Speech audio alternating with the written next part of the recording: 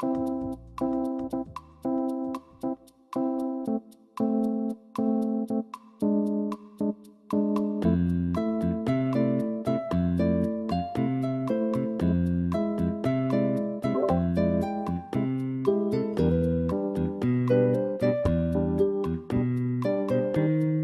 hello, hello. Welcome to episode 8 of the Inferno.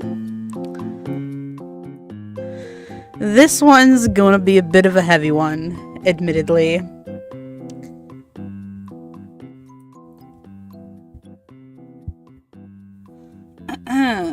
Alright, hope everybody's settled in.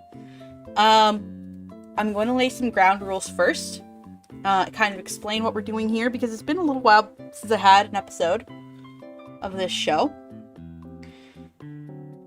So the Inferno is a call-in show where I cover a specific topic. I present my perspective and my ideas about the topic, owning up to the fact that I am a biased individual. And then, after I've explained my stance, I open the floor to you all, the audience.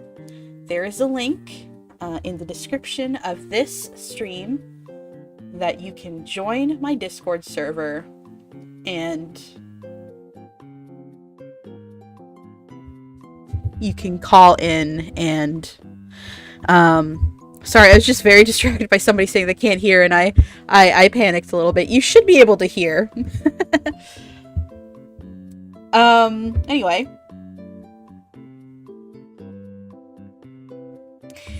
So the idea is that people that want to offer a different viewpoint from mine, or perhaps even an opposing viewpoint to mine, will talk to me about it. I've had a lot of great times on this show. However,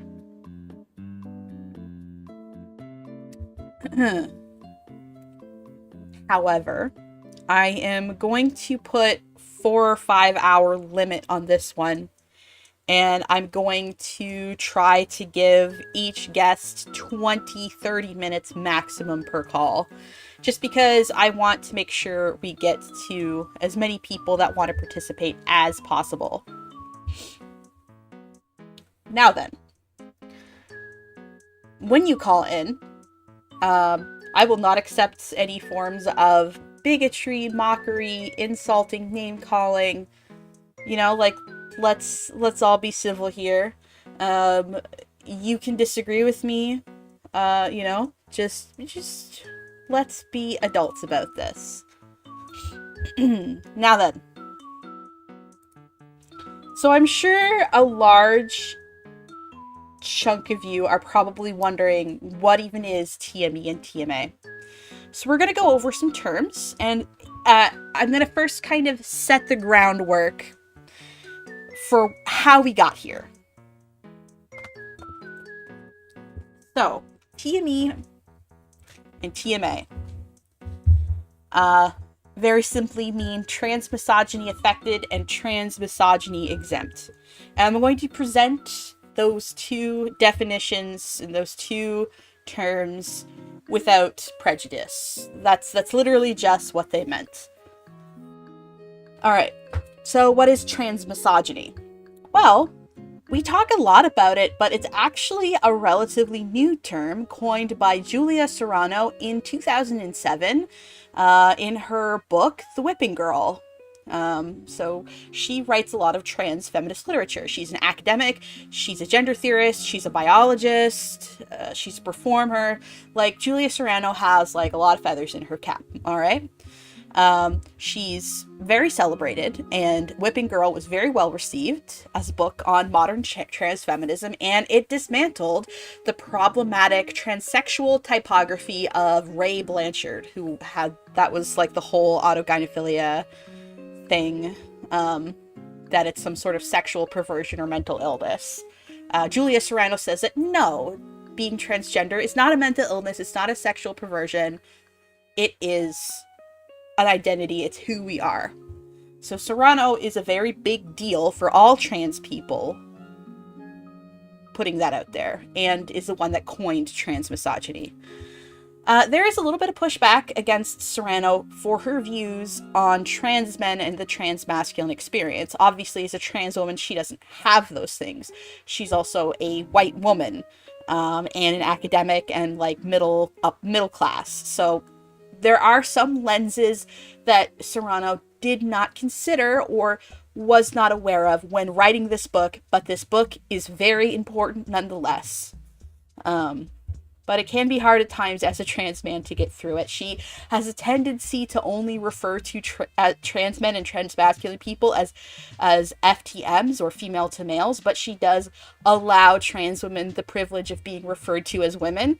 So there are some situations in that book where it's like, come on, can you not do that? But all in all, Julia Serrano, very important. Her book was very important. I cannot stress that enough.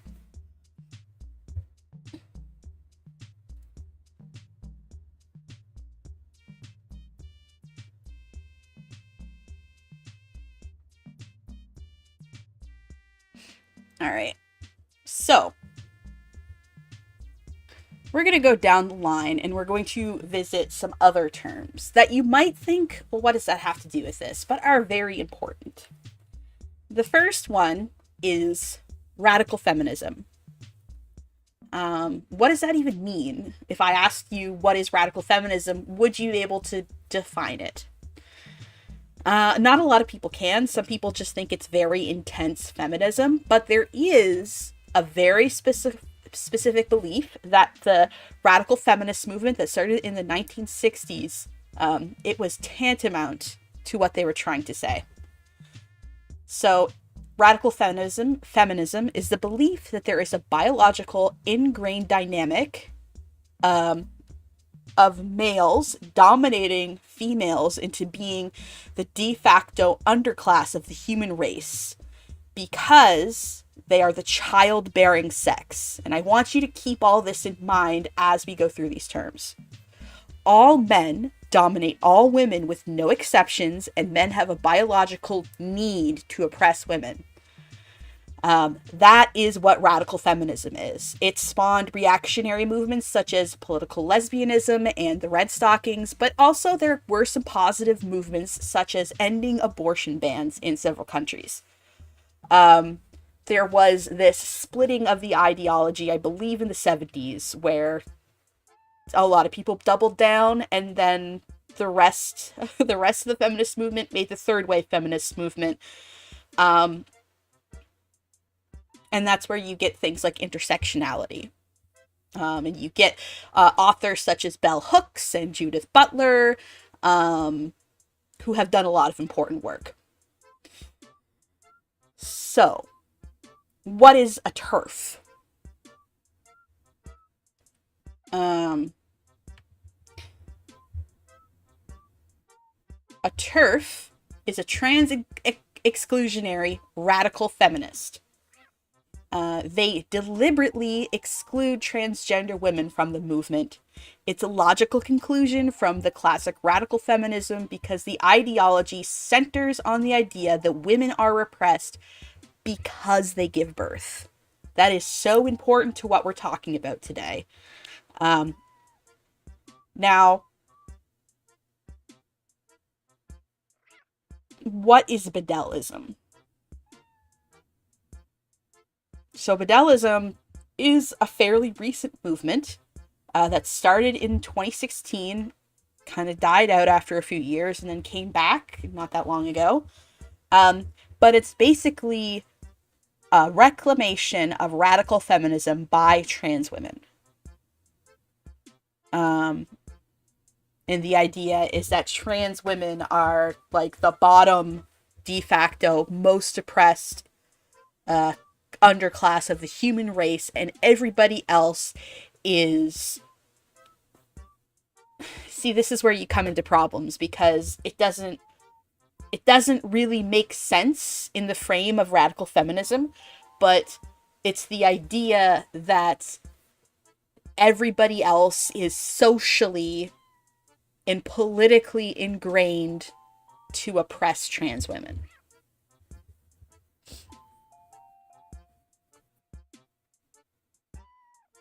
So,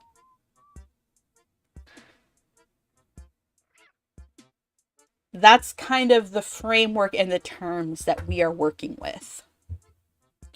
And like I said, I'm trying to kind of give these terms without prejudice, but I am not above having a bias.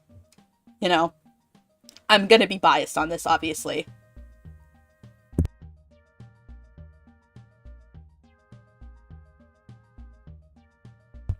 Now, there are some literature and manifestos that we could talk about as well. And we're not even we haven't even gotten into the whole TMA thing, but I just kind of want to give my sources and kind of frame where I'm coming from with this. So, the beginning of radical feminism really started with T. Grace Atkinson in 1969 in her book Radical Feminism. However, 2 years before that, in 1967, someone by the name of Valerie Solanas wrote the Scum Manifesto. Oh, we're not bringing the trans on trans violence sticker today. Like, this is serious. Trans on trans violence is for when people are being stinky about stuff that doesn't matter. But this stuff matters. But yes, the Scum Manifesto was basically... Let me see, I'll pull it up. It's pretty gnarly. But Scum...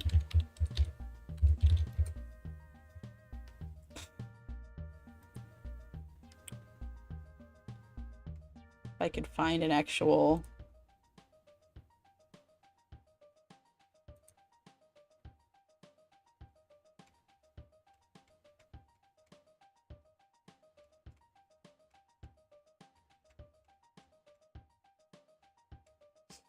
Give me a moment.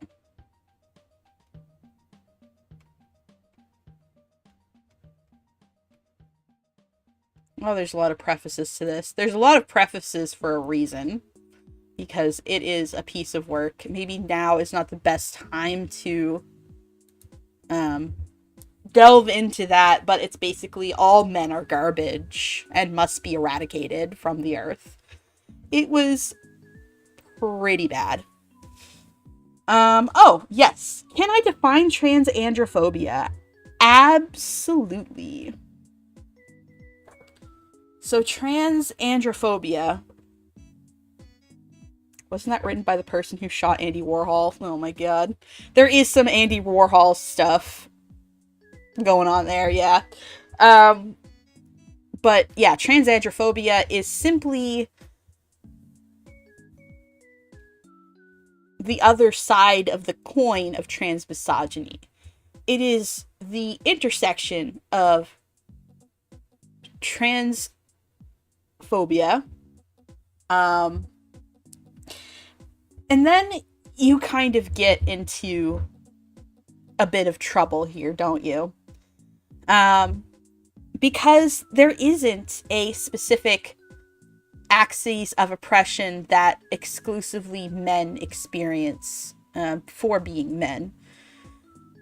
What I would describe it is, when it comes down to it, it's butch phobia. It's a prejudice against people perceived as women not conforming to their gender. And that's kind of unique from transmisogyny, I think. So I do think it is a useful term.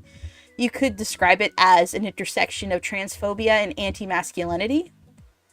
You could describe it as an intersection of transphobia and misogyny, but from with a different lens and with a different set of experiences.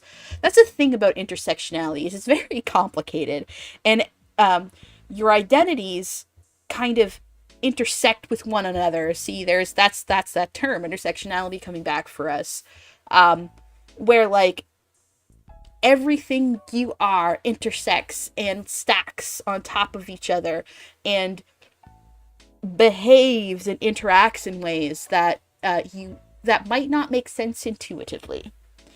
For example, Bell Hooks, who is the person I believe that coined the term intersectionality, writes a lot about the intersection of misogyny and racism, specifically racism against Black women. And if you take the prejudices we hold against Black people as being, for example, there are stereotypes of like being violent and stupid and biologically and genetically inferior, and then you get the ideas about women, or let's say white women, for example, of being weak and well, I guess weak is the main thing in sex objects. The way that you would expect Black women to experience misogynoir with those two frameworks is not what ends up happening, because Black women have their own experience that's separate from both white women and from Black men. But also, Black men have their own experience that is separate from white men and Black women. It's all unique, right? And Kimberly Crenshaw, of course. My bad. Thank you, Phoenix Rising, for correcting me. Kimberly Crenshaw coined intersectionality, not bell hooks. I've just read more bell hooks, I suppose. I don't think I've really read Crenshaw. Crenshaw was a legal scholar and called it intersectionality to advocate for for closing the legal loophole. Thank you very much. My mistake. Thank you for correcting me. I appreciate it very much. Feel free to correct me whenever I get something wrong. I'm trying to keep an eye on chat, but I'm also reading some things on my screen as well, like a Google Doc that I have written up. So, what does this all have to do with TMA and TME? Now, I left a big blank space in this part of my write-up, which is basically just flashcards, but it's fine. To put it simply, TMA or transmisogyny affected are trans feminine and trans feminine people and trans women. TME is everybody else. So AFAB non-binary people, even AMAB non-binary people that present in a masculine way, cis men, cis women, like two-spirit, multigender, intersex, all of those people are transmisogyny exempt in the framework of this ideology. However, the way that it is used in the rhetoric is trans women and trans men. And if you're AFAB, you are lumped in with trans men. You are always going to be considered a trans man, even if you don't identify as a man, but were assigned female at birth.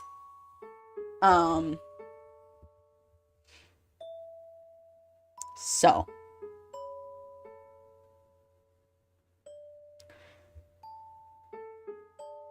That might sound familiar to people that may have heard of Bedels and Bedelism. Now,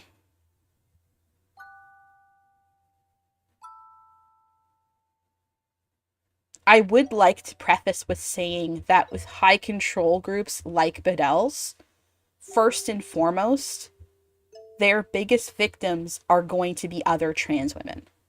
Um, that also tends to happen a lot with TERFs and radical feminists, is they brainwash their followers and it's them that get hurt. And yes, there's violence and rhetoric aimed outward at the out group, but it's just like any high control group. Like, yes, groups like Jehovah's Witnesses and Scientologists are hateful and direct their hate and can even influence political groups. But primarily their victims are their followers.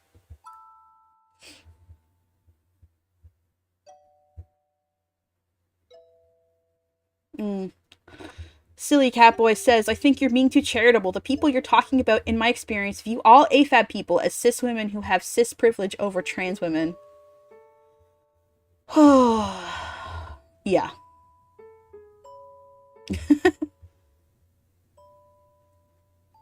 Does the TME TMA framework include gender euphoria in the realm of gender expression? It's kind of separate, but in my experience, the people that use the TME and TMA framework, in my experience, this is anecdotal. I cannot, like, scientifically confirm this, but they tend to not believe that you can be trans without having dysphoria.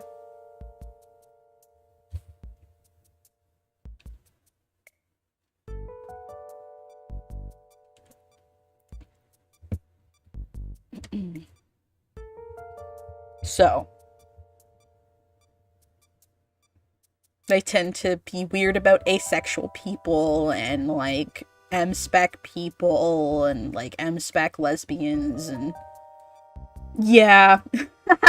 I was considering on adding that into my list of definitions, but there is some... It is kind of the extension of transmedicalism and true scum and, like, that movement. You'll kind of find, like, a bit of a Venn diagram that kind of looks like a circle, in my experience.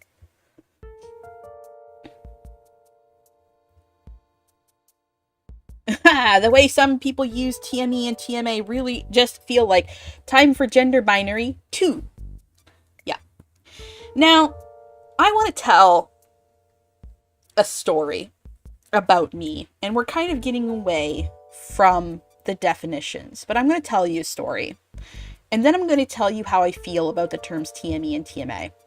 Now, so we're going away from me trying to be more unbiased to this is definitely a bias, this is an anecdote. You know, your mileage may vary. Not everybody has experienced what I have experienced. So, I am a transgender man. My pronouns are he and it if you're feeling a little crazy. If you want to go cuckoo gaga, be a little bit silly with it. I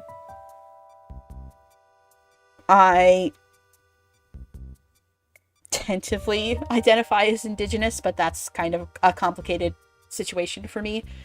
And I am intersex. And I was fairly brown as a child, I would say. And I was gender non-conforming from a very young age. Sometimes intentionally, but also physically, and that got me into trouble a few times. So I had something called precocious puberty. I started puberty at a very young age. I was fully developed, not fully developed, of course, but I was fairly well developed, more so than my peers at the age of 9. And I started developing in that way, like late 7, early 8. but not just in the way that, you know, you would expect a cis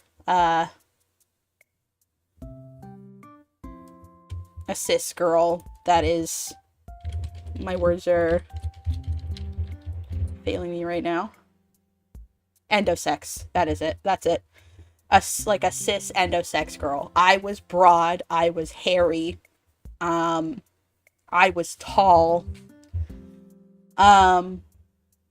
Moreover, my mom is a lesbian, and she she separated from my father when I was 6, and she started living with the woman she had left my father for when I was 7. And I lived in rural Nova Scotia, and this would have been 1998, and when they divorced, and then 1999 when they started living together in rural Canada. So it felt like the cards were kind of stacked against me. I was a tomboy. I liked a lot of traditionally boyish activities. I hung out with a lot of boys. And then there was my appearance.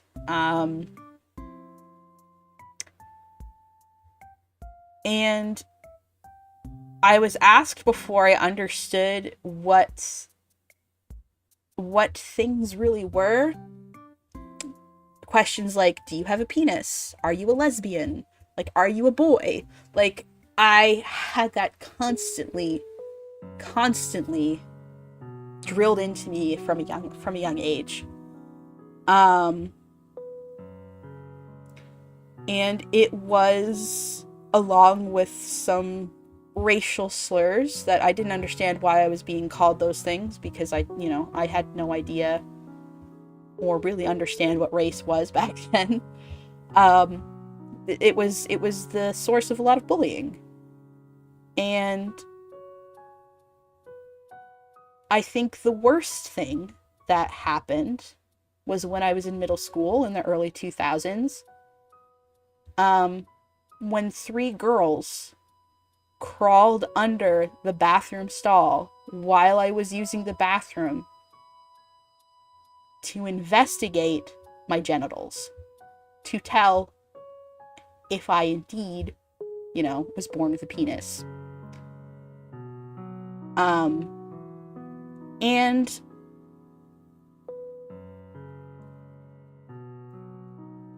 I think if you're going to look me in the face and tell me that I've never experienced transmisogyny, and if intersexism doesn't have an overlap with that, I think you're a freaking asshole. I've had to put up with that kind of harassment since I was 7 years old. And I came out as trans. I started kind of telling friends when I was like 17, 18, and then I came out and started living as a man when I was 19. And until I came out, people always suspected me of something. Because of the way I expressed my gender. Even unintentionally. Even when I tried to hide that and tried to present as more feminine, I was still punished for gender nonconformity that I couldn't help because of my biology, because of the way I was born, because of the way that I looked. Even if I was wearing feminine clothes and I had long hair and I tried to act feminine, it's like people could sense it. And they would pick up on little cues like the hair on my arms or my neck, or the fact that I had a hard time keeping up with shaving, like it was something I experienced my entire life.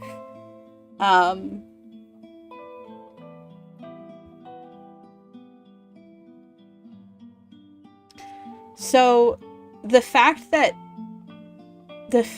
there are people that tell me that there's no way that I could have experienced what I have experienced, that, oh, trans men aren't investigated in bathrooms and there isn't violence threatened on them in bathrooms. There's no assumption that they're there to prey on people. That was my childhood. I tried to not go in bathrooms at the same time as girls my age, just in case there was something happened or somebody said something to me. But yeah. So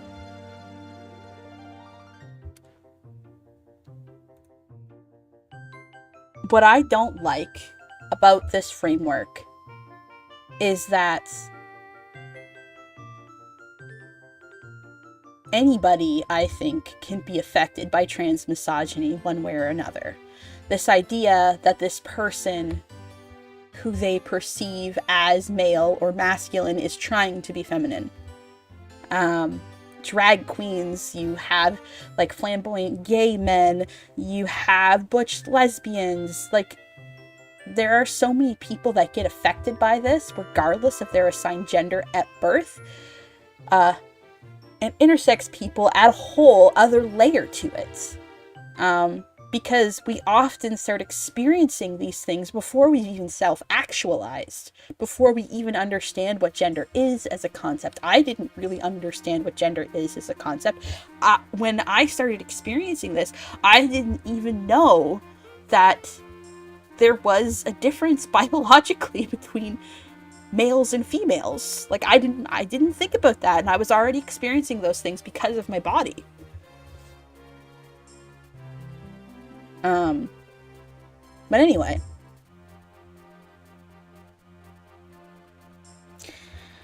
On that note, I think we're going to start accepting calls. Again, if you are interested in calling in,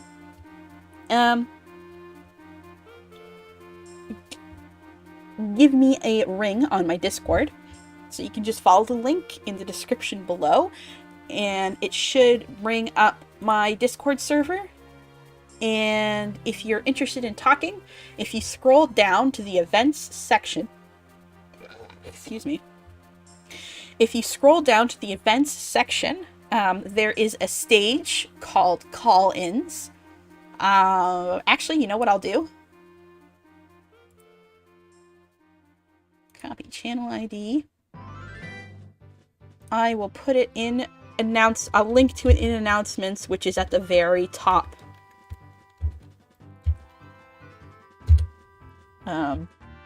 Very top of the channel list, so you can find it right away.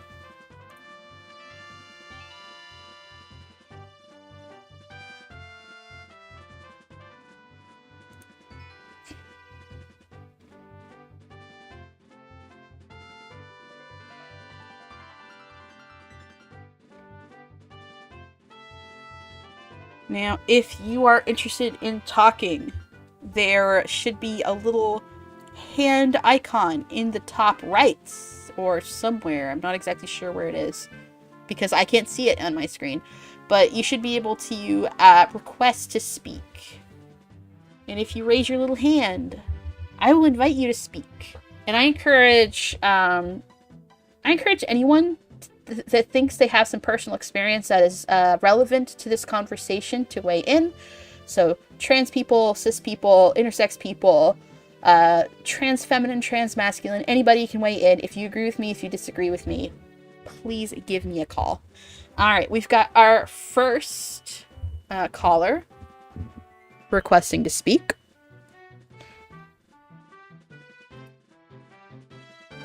Hello, hello, hello. I'm going to stop the music too so that I can think. And I am going to... Okay, can you hear me? My mic is kind of broken right now. I can hear you. I'm going to... Okay, cool. Hold on a second. I might have to turn you up in the... Ooh, I don't know if I can turn you up anymore. Oh, I should be able to do it on Discord. Okay, can you go ahead and speak? Hi. Okay, that's a little loud, actually. Okay, that should be perfect. All right, can you introduce yourself and what you would like to speak about? I'm Silly Catboy from chat, and I feel the need to join in here and just talk about things because I was in the trenches when this discourse was like the main thing on Tumblr. that's actually how you and I originally met a long time ago. Yeah. We have been on many a call out pages together. Yeah, I think that like the major trans medicalist TMA guy, uh, he has a username based on a popular movie based on a book that involves a guy named Kyle. You know who it is, but I think we're both on that guy's intro list of bad people. Yeah. Yeah, if it's who I is it the is somebody commented on one of my posts today. The guy that has like this aquatic creature as his Yeah, profile yeah, photo. no, yeah, exactly. No, they got all up in arms about my post, and I think The that they guy that has just idiots DNI in their bio. yeah, yeah. I think that this guy um just trolls the transandrophobia tag, looking for people to fight with. He also doesn't like Jewish people. That's his other thing. Yeah, I picked that up. I was picking up on that. Usually when like That seems to Catholics be go on like a tirade about Zionism, it's like, that seems to be like a trend among these people. They'll say that there's some link between trans men and Jewish people and that that's bad. You know, don't tell them about the fact that it's been a very common like stereotype or like misinformation thing back in ye old days before science to say that Jewish men had periods. It's also like, you don't want to think about the fact that there is a very present and modern idea that Jewish people are pushing trans ideology to destroy the white Yeah, race and replace it with black people, which is yeah. fucking crazy. It's I will I yeah, will it's also literally say insane. I will also say for my audience, I will take one caller at a time, and I am putting a time limit of 30 minutes starting now. Cool. Okay. Yeah, there was that post going around like approximately a year ago. I'm sure you remember it. It blew up. I even reblogged it at the time, but it was this horrible post where it was like an AI art or like some Photoshop that turned Ben Shapiro into a woman, and the woman looked conventionally attractive to white people, and people were like reblogging this and thought it was the funniest thing ever. That's Do you remember odd. that? I don't remember that, but that's yucky. I don't like that. Yeah, But I didn't realize how bad it was at the time, but then somebody explained it. And now that I know that there's like this whole stereotype, I just can't unsee it. It's everywhere. I mean, I feel like that's an interesting thing about this whole conversation, that people will assign femininity to men in order to humiliate them. Um Yeah. and that's interesting when you talk about trans women and trans men, I think. And how that plays out for both of us. It's honestly like there's been so many posts about like guys, transandro broism and Zionism are super linked. And there's like so many posts that are like it's like the whole intersectionality thing, except the intersectionality gets twisted to just make the Jewish people and the trans men the universal villains of everything. People are asking for your pronouns, by the way, in chat. Oh, he, him. Awesome, thank you. Um, oops, I should silence my phone. I'm so sorry. Um,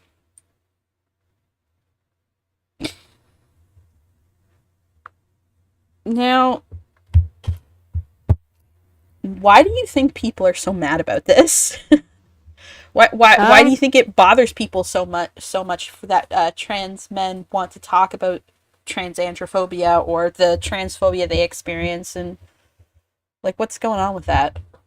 if we're being honest, and this might take me a while to explain, but I had to explain this to my therapist who has helped other trans people get on HRT and get surgery before, and she just never thought about this until I explained it to her.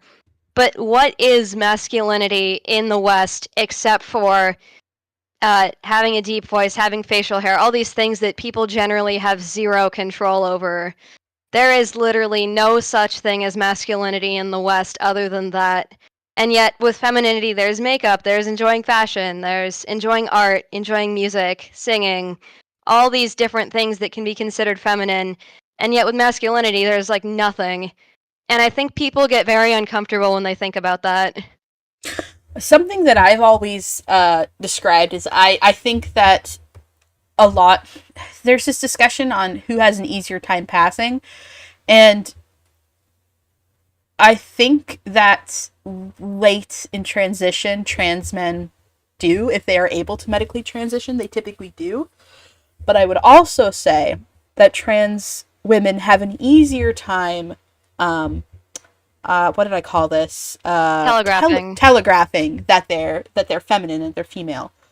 Um, like I remember talking to someone who had just came out and she had long hair and she was asking, "I have long hair. Like, what do I do to be seen as a woman? Like, I'm trying." And I'm like, well, literally just put a hairband on, and you will instantly be read as more female. Wear a dress, There, wear a skirt, wear makeup. There's all these lists of things that trans women can do, and yet for trans men it's just, oh, put on a binder, put on a hoodie. yeah, Oh, people look, still call you a young lady from like 50 feet away. I guess you're not really trans then. yeah. For trans men to telegraph that they are male, they have to look cis. They have to look like cis men. And yeah, sure, Yeah. you will get trans women that are constantly misgendered by transphobes, but even well-meaning people, I think, more frequently misgender transgender men and transmasculine people. Because Yeah, there I've had like is, trans allies, supposed trans allies, walk up to me and unironically tell me that I'm just presenting feminine, and they're so happy to support somebody who's gender nonconforming and presenting feminine. I was wearing a binder and all men's clothes, literally had like yeah. facial hair makeup on.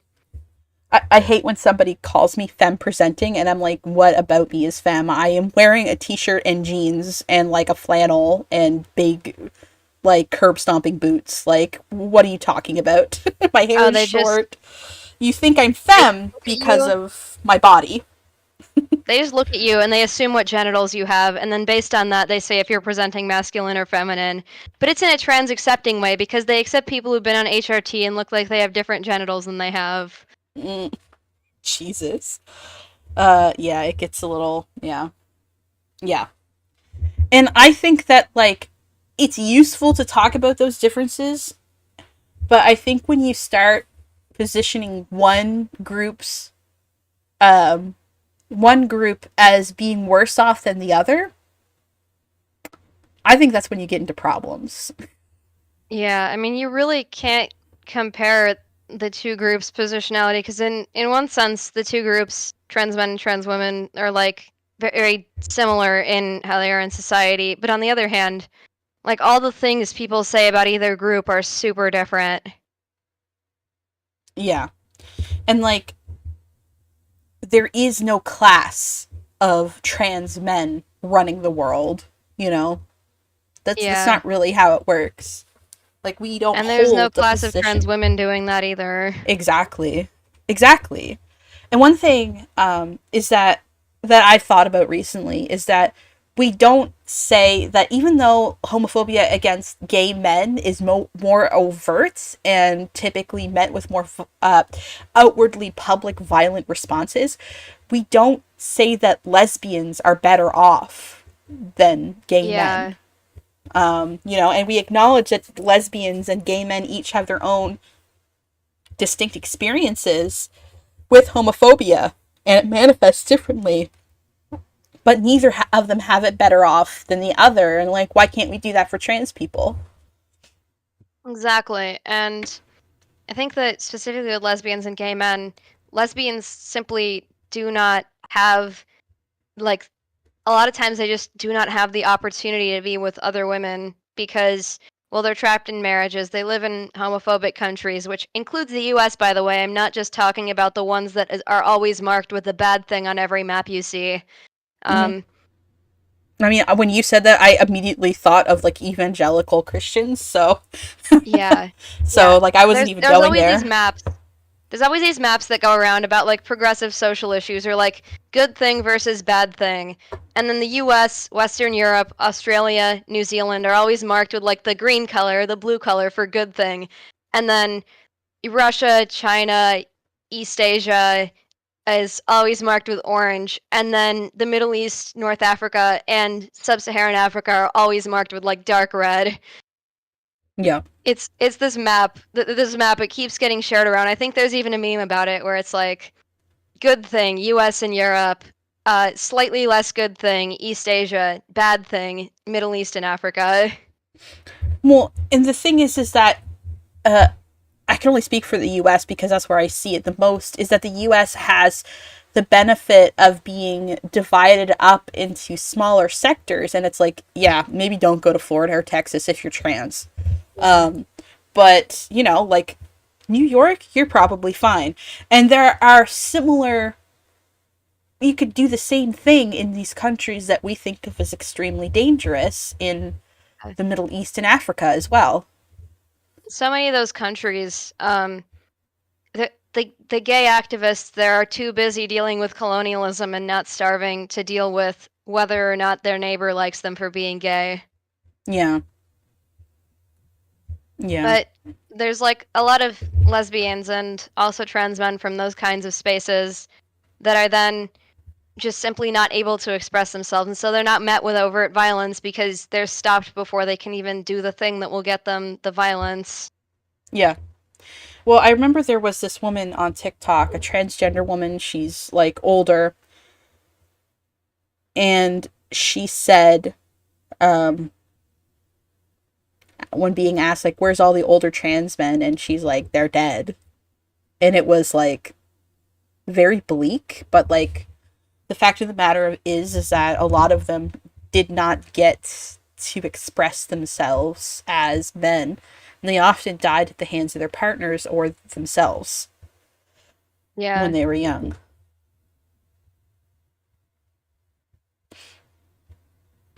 Anyway, And sorry. I think that's what really gets me when people say that being trans is like a new thing. And then they complain about and then they tell a story about how their evil gender non-conforming classmate in high school, they bullied them so much and they killed themselves or something. And they just won't see the connection between those two pieces of information they have in their head. Yeah. Actually, there was somebody like that arguing with me a few days ago who uh kept talking about how being trans is like a new thing, and then also like stand an actual transphobe who died over 30 years ago. Like, you can't be phobic against people that don't exist. Yeah. Um, I'll also say that like my experience on the internet is very different from my experience in real life. When I was very young, I did run into a few odd trans women um that clearly I hope they're different now. But I think at that time I did not meet a trans woman under the age of 30 that wasn't weird about abortion and reproductive rights.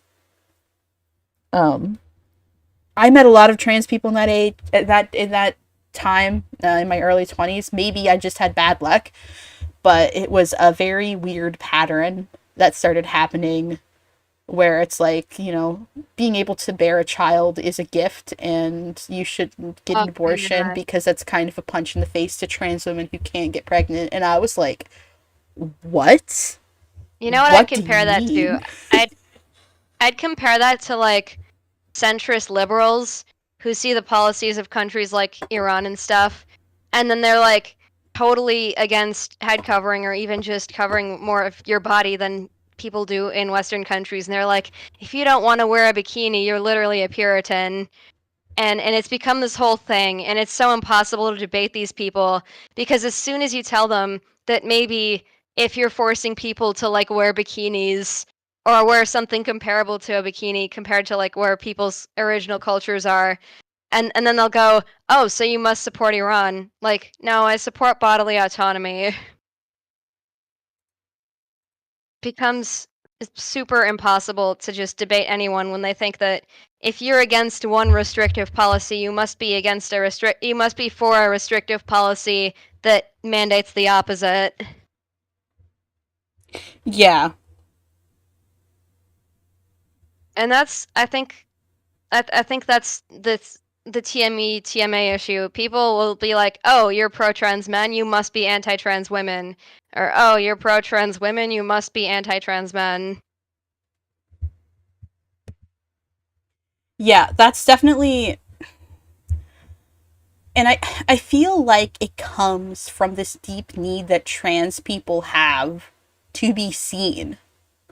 And like we all want to be seen and we're all kind of angry and we want that anger to be validated and we want it to not be wrong that we're angry. But, and I made a post about this a while ago and people keep on throwing it back into my face because I admittedly made some poor wording where I was trying to address trans men that are have like problems with trans misogyny and being like, you know, you might have to admit that you're angry about this, that you're angry at trans women, and like we don't, you know, who's to say if that anger is justified? Uh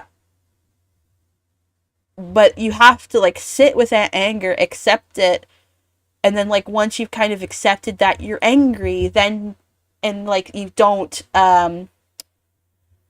try to rationalize it and you don't try to like label it good or bad because it's an emotion and emotions aren't good or bad. Once you've kind of sat with it, then maybe you can come to the grown-up table and speak about something constructively. I think is my complete thought about that. Like it's okay to be mad, um, but that anger isn't really useful at the end of the day. It's what you do Yeah. after that. And I think that a lot of oppressed people and particularly trans people in this instance get so focused on that anger and they want somebody to answer for it. And it's hard to get cis people to answer for that anger because of the privilege they hold against us. So instead, we do the whole crabs in a bucket thing because we can grab that little crab leg and we can pull them down and we can climb on top of them. But that doesn't really do Yeah. anything for any of us. And what was the other thing I was going to say?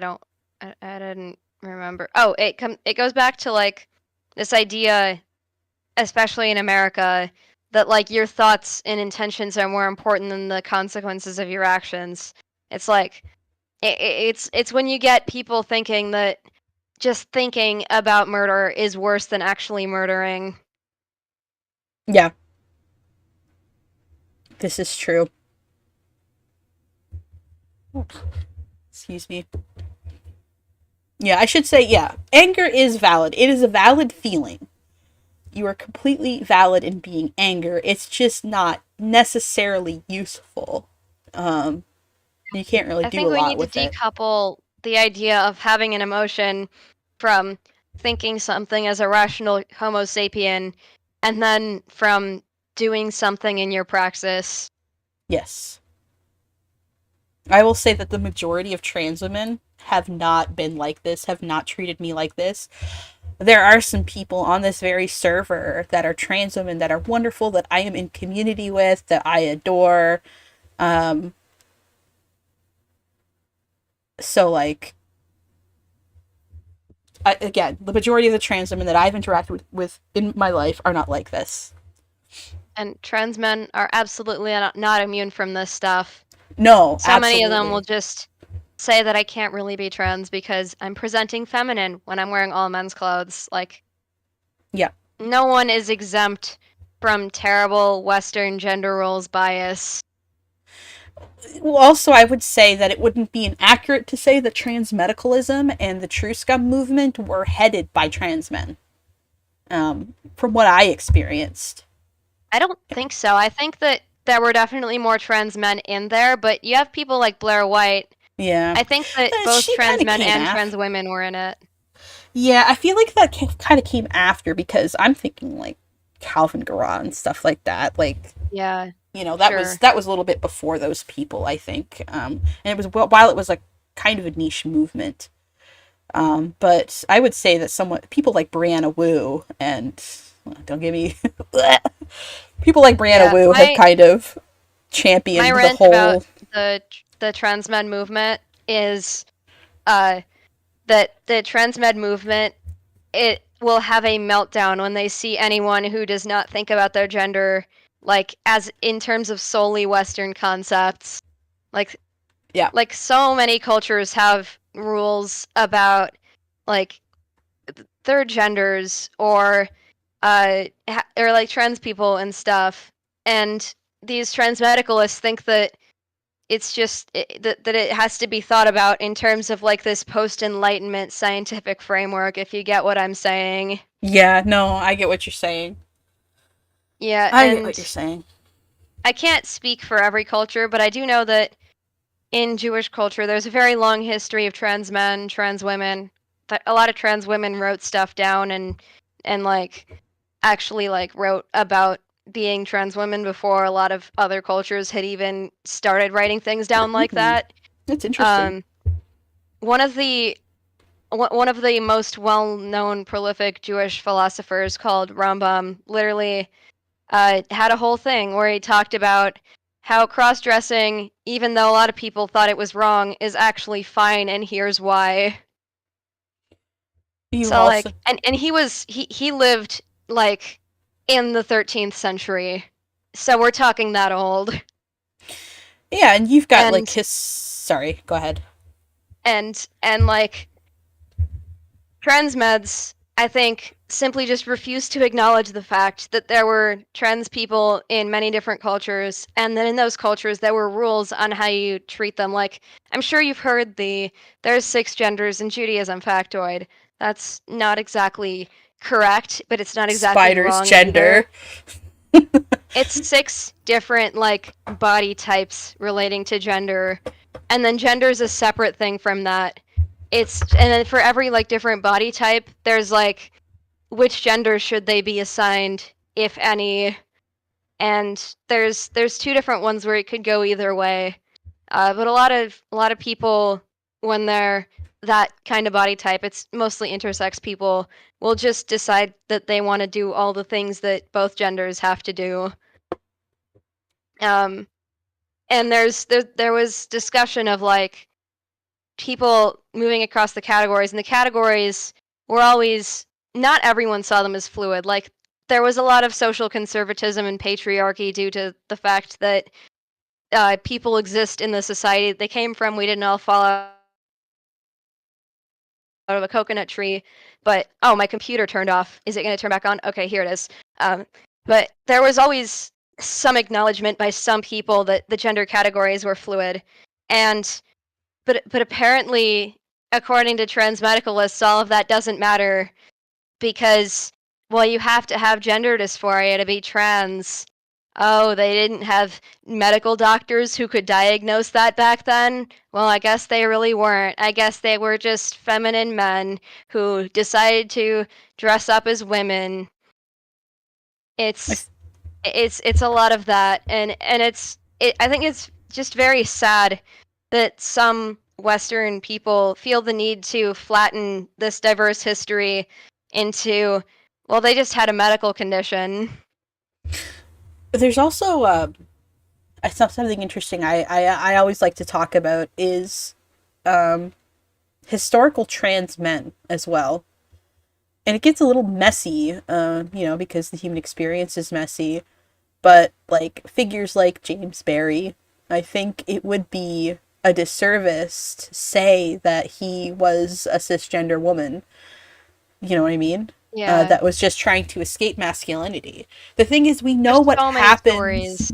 We know what happens when somebody lives as a gender that they don't feel in their hearts. It's gender dysphoria, and cis people can experience gender dysphoria too. And if it was as easy as just wearing men's clothes to escape misogyny, every single woman would have done that. But they don't. This is Yeah, like a very small amount of people that did this. And And there's regardless like of oppression or not, they wanted to to fill the social role of a man in their time. So I think it bears discussing. there's so many stories about that, and every time one of those stories gets told, it's, oh, this woman dressed up as a man to go fight in a war. Like, do these people are these people really like so? I don't want to use the word delusional, but I can't think of a better word. Just they don't understand how bad war is that they think somebody would willingly go out of their way just to fight in one for no reason. Yep. Like it's just crazy. Oh, I forgot to mention this a second ago, but also relevant, the Jewish fluidity of gender roles goes back even further to the story of Rebecca and Isaac, where their pronouns get switched around a ton. And this could mean nothing, but people have been way more pedantic about way smaller issues in wording. So I think we can say that there was something weird going on with their genders. I love that.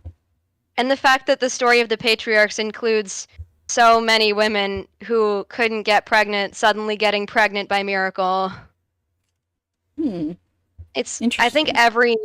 every single like generation of them has that story. I think So there's like like a lot of stories historically as well, like even from like Greek mythology and other and other cultures that talk about people like crossing that divide of gender. Like it's not this is a story as old as time, you know?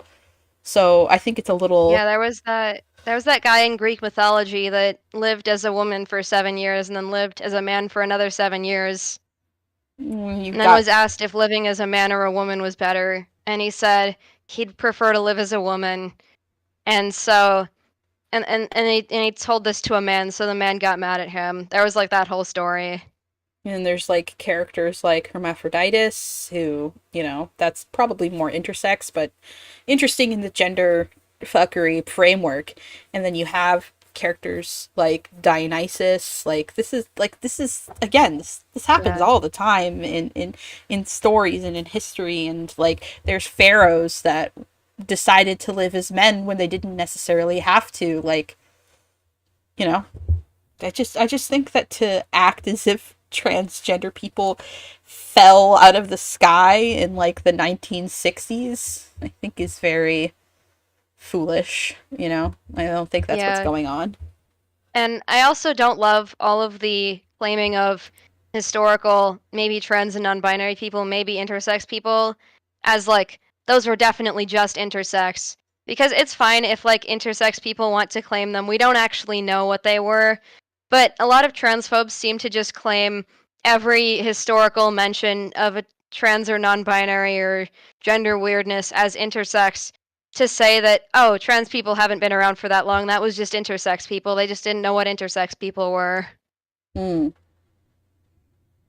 I would say that intersex people often have an interesting experience with their gender too. There's like I said erroneously a few months ago, maybe it was only a few weeks ago, but it feels like a long time ago, that intersex people experience similar levels of trans identity as cis people, but apparently that's not true. And I did some research, and yeah, it turns out that intersex people are more likely to identify as non-binary or trans than cis people. So, Yeah, that's also true. My issue is more so with like no, people yeah, saying that people saying that all mentions of third genders or trans people in history were definitely just intersex people, and if you're trans, don't even think of going near that. Or I meant to say trans and not intersex. yeah, absolutely. I mean, yeah, I've seen I this guess I'm discourse a saying, lot. I guess I'm saying that there's some overlap there, and it was likely, if they were intersex, it's likely that there was both going on. Yeah, true. I just don't love the idea that like trans people are appropriating from intersex people in some way by finding those historical mentions of gender weirdness to be relatable. Yeah. Yeah, again, just like with trans men and trans women, I think we have more things in common and more common ground than we have then we have things to argue about. And I think it's more productive to work together than it is to infight and argue of who has it worse, actually. Yeah. We I are mean, at the coming. end of the day, we can't really tell if somebody was intersex from somebody writing about them in a book 2,000 years ago using very vague language. I think that ultimately it's like people have historically known there hasn't been always this historic, like, they're male, female, and those are the only two things. I think at the end of the day, that's what's the most interesting thing to come out of that those writings and historical research. I think when you're trying to shunt it into boxes that we invented in the modern times, when they can't be because they're not here. They did not exist in modern times. That's when you start getting into trouble. I think. Yeah, and I think that's one of the big issues, not the biggest issue, but definitely one of the biggest issues with transmedicalism is how much of history it just forces into these very rigid boxes of how we consider gender to be in 2024. Yeah, absolutely. I will say that we are running up at the end of the time. Is there any closing thoughts you would like to make? Um, I feel like the discourse has kind of been dying down recently. There's definitely still some people that are salty about it, but I've gotten a lot less hate messages about that, so I guess we're going somewhere. Yeah, I noticed that too, but I've noticed it start to tick up again in the wake of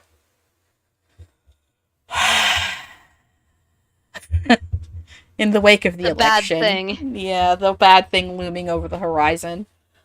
Like a fucking fucked up sun. Oh, did Anyway. you hear? This only came out about 2 hours ago, but I heard that they made a climate change denier the new head of the Department of Energy. Mm, that does not bode. Insert horses aren't real joke from the H Bomber guy video. Yeah.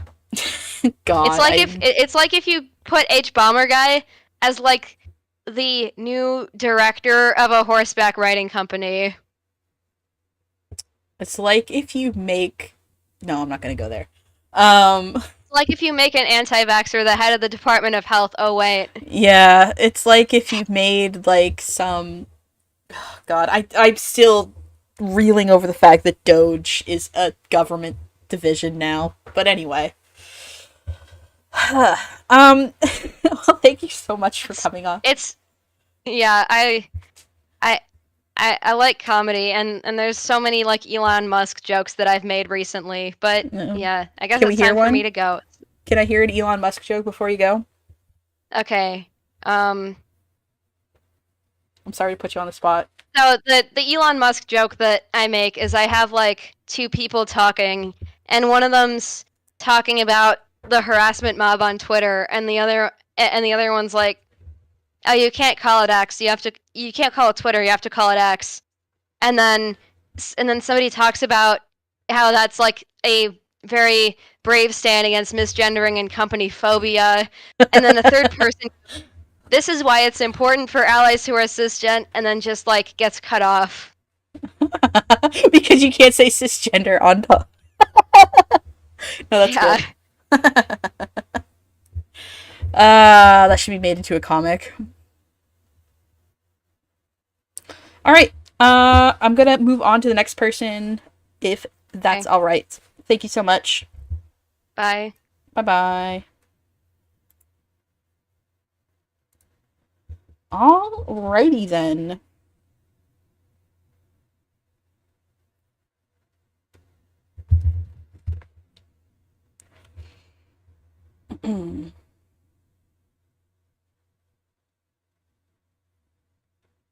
Oh boy.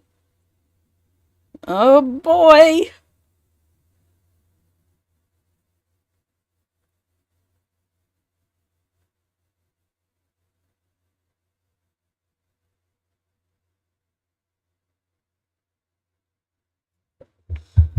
Ugh. Where's my mods? Mods? Mods, pay attention to chat, please. All right, we're gonna bring in our next person.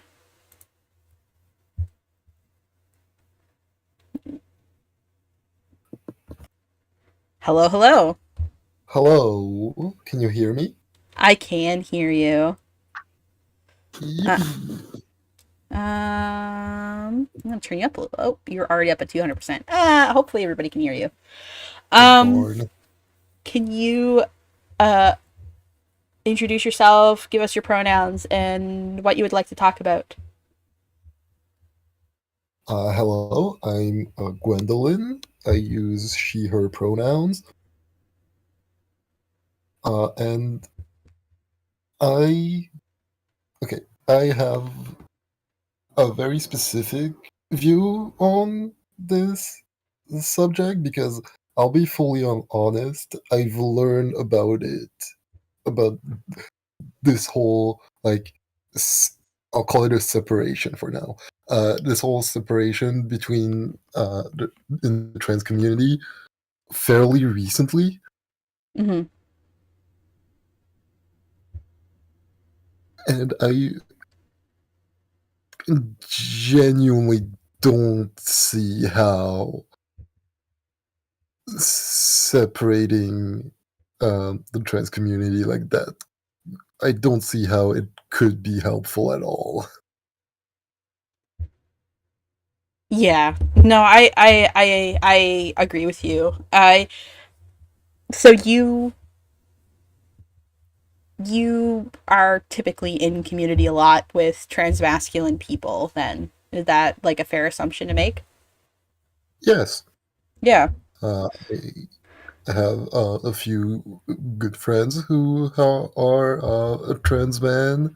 Um, I dated a trans man for a fairly long while, Now, and oh, go ahead. yes, Go ahead. Sorry. Go ahead. I'm uh, I'm jumping the gun a little bit. uh, honestly, I feel like the whole TME and TMA debate kind of, uh, at least, is reminiscent of how I don't know how familiar you were with the bi versus pan debacle that happened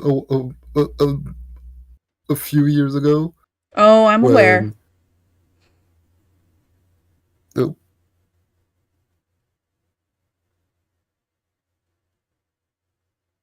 can you hear me? Yep, I can hear you. Yeah, I'm aware. I've heard about Sorry, the bi versus pan. Oh, you're good. like a bunch of people would say that uh like pansexuality is just a bunch of people who want to be extra special, and that or like that bi people were transphobic Mm-hmm. because it because it kind of meant you would only date like either men or women, but no non-binary people. Yeah, or you would only date cis men or cis women. Yep. Yeah, also that, yes.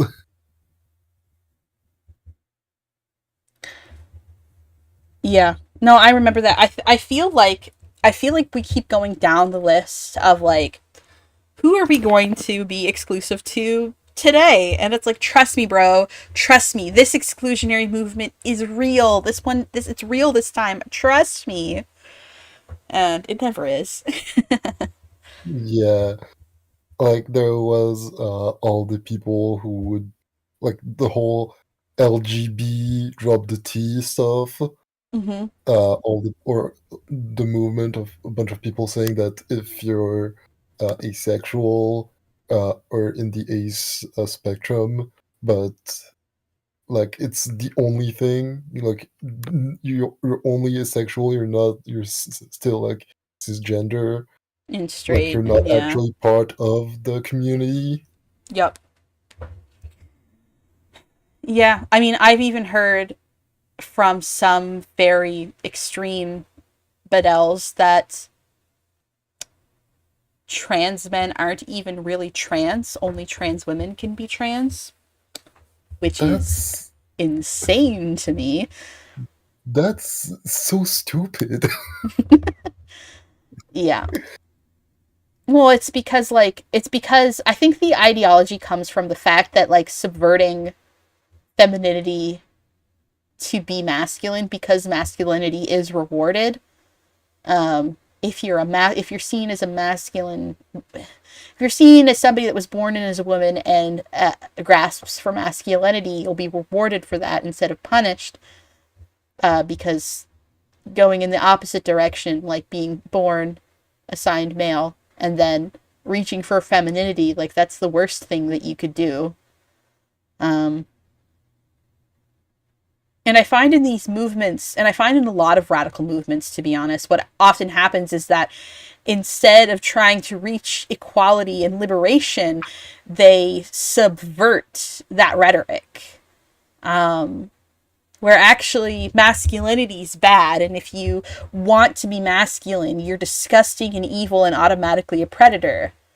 And what I noticed in the Bedell movement is they put trans women on as the most oppressed group, but also the most good group because they were assigned male at birth, rejected masculinity, and reached for femininity. So them achieving femininity is praxis by virtue of femininity being good and masculinity being bad. Then you have cis women who are privileged because they were assigned female at birth, and being female is the good thing. Then you have cis men who are all in some of these people's eyes, they're all potential trans women. But they can't help being assigned male at birth. It's not their fault. They could achieve femininity, but at the end of the day, they didn't ask to be male. But trans men, they were assigned female at birth, rejected femininity, and reached for masculinity. So they basically sullied the good they sullied and dirtied that good opportunity they were given to be bad, I guess is the way that they think, in my experience, A which is way I fucking saw crazy. that. Sorry. Go ahead. A way I saw that a lot was a bunch of people saying that trans men are just women trying to get into the winning camp. Yeah, I mean, I've been out as a trans man for 13 years now. I would like my male privilege. I was promised it. No. I have not. I've never been on the in group with cisgender men. Ones that are, transphobic. Usually the ones that I've been accepted and welcomed by are also welcoming and accepting of women and non-binary people as well. Like I've never been welcome into spaces that hate women. So, Yeah. Um, Also a thing, like genuinely, when I first heard about the distinction between TME and TMA, the first thing that came to my mind was the subreddit accidental ally, where you see a whole lot of people getting somebody's gender wrong and like saying a bunch of trans misogyny stuff to trans men because they think that they're talking to a trans woman who hadn't started taking HRT, when in reality they're talking to a trans man who's been on testosterone for like 3 years now. I know that JB Dodger from on YouTube has experienced a lot of that. Yes, Jamie Dodger does experience that pretty often. Yeah, because Uh, I say like, he's pretty cis passing. So famously, a picture of him after getting top surgery was used in an article about how trans men are just girls destroying their bodies. Yeah. Like, it was used without his consent. Yeah. Fiona Fox asks, where do non-binary people fall in this line of thinking? Oh, that's the fun thing. If you're assigned male, you're scooted off into the trans woman camp, and if you're assigned female, you're scooted off into the trans man camp. Or if you're assigned male at birth and you're too masculine, you're not even considered trans. You're considered to be a cis man, which is interesting. That's funny how they try to take the concept of a non-binary person and put them in a binary system. Yeah. Yeah, no, this framework is not very great about non-binary people.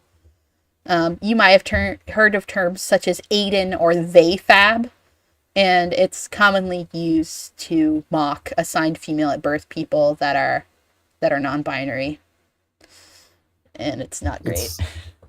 It's like we go back to the people saying, "Are you a they or a gentle them?" Oh my god! Stop. I always hate hearing. Oh, I'm getting a DM from somebody that I wanted on the chat on the call. I like the ladies and ladies.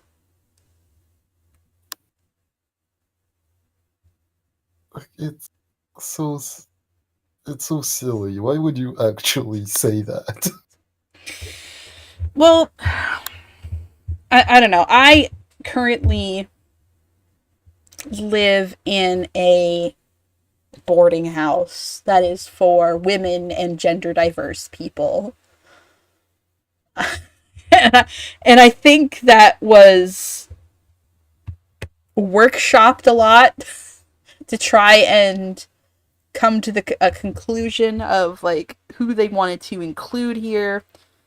And I've read some of the manuals that come with like the lease and stuff, and a lot of it is not great. But yeah, like there's like a lot of like survivors of domestic abuse that live here, and like or people that were disenfranchised because of their gender identity that live here, like and trans women and trans men are and non-binary people are also all welcome here. I believe one of my neighbors is trans. I'm not sure. I haven't asked her. I know that I have one trans masculine neighbor, and I think that there's at least one trans woman living here. So but like if we wanted to say that like, well, you're not affected by trans misogyny. This is like trans women can only stay. I don't know if you ever heard this rhetoric. Basically, that trans men shouldn't be staying at like domestic violence shelters or accessing resources that were made for women. And like, if we can't access these spaces, where are you expecting us to go? Because we're not accepted in men's spaces. And often when we're put there, we're a target for violence. So, like and you could say the same thing for trans women. Like, where do you expect trans women to go? And like, if they're too early on in their transition, and they make cis women uncomfortable, whose comfort do you hold up as being more important? And like, Yeah, we it's just like these are two different issues that we have accessing the same spaces, but we benefit more for talking together than arguing against one another, I think. again, this like reminds me a lot of like a comic that you would see a lot that was like a trans woman trying to go to the bathroom. It was like, instead of having the man sign and women sign, instead there was written, get beaten up or get yelled at. It's the same fucking thing for us, to be honest. Get beaten up or worse, or get yelled at. There's often it's a question I have to ask myself every single fucking day I go to the bathroom in public. I think it was just last year, because, it used to be that I could go to the bathroom and nobody would fucking say shit, no matter what I look like. They just mind their own business. But now that it's been brought to the public light, a year ago, I tried to go to the bathroom in public. I was thankfully with someone. And this man stopped and is like, "This is a men's bathroom." And I'm like, "Yeah, I know. I'm a guy." And he's like, "Yeah, right." So I went, did my business, and then my friend was already in there, and we came out. My friend's a cis man, by the way. We came out, walked down the hall, and the guy was waiting, standing there, waiting for me. Thank God I was with somebody. Yeah, that's so scary. It is. It really is. And it's very... Again, it's so frustrating when one group says, "I have it worse," and then the other group, and it's like, especially when you get to the bathroom stuff, and it's like, why are we arguing against each other when it could be like, hey, maybe judging whether somebody has the right to come take a piss in this public restroom based on what they look like is bad. I think that we can both say that as a trans man and a trans woman. I think we can agree on Yeah, that. we can. Also, I think we can also agree that gendered bathroom are a scam made by Big Toilet to sell more toilets. You know what? You're not far off, actually. The thing that's going on is that it's cheaper to have like a lot of stalls in, because this came about because of like office and factory buildings and malls, right? Yeah, That's where it really came from. And it's just like adding a bunch of cheap plastic stalls, and also in the men's bathroom, urinals, and like in some places the fucking troughs they use are so much cheaper, and you can fit so much more in than you can individual bathrooms. So it's like a cost effective thing.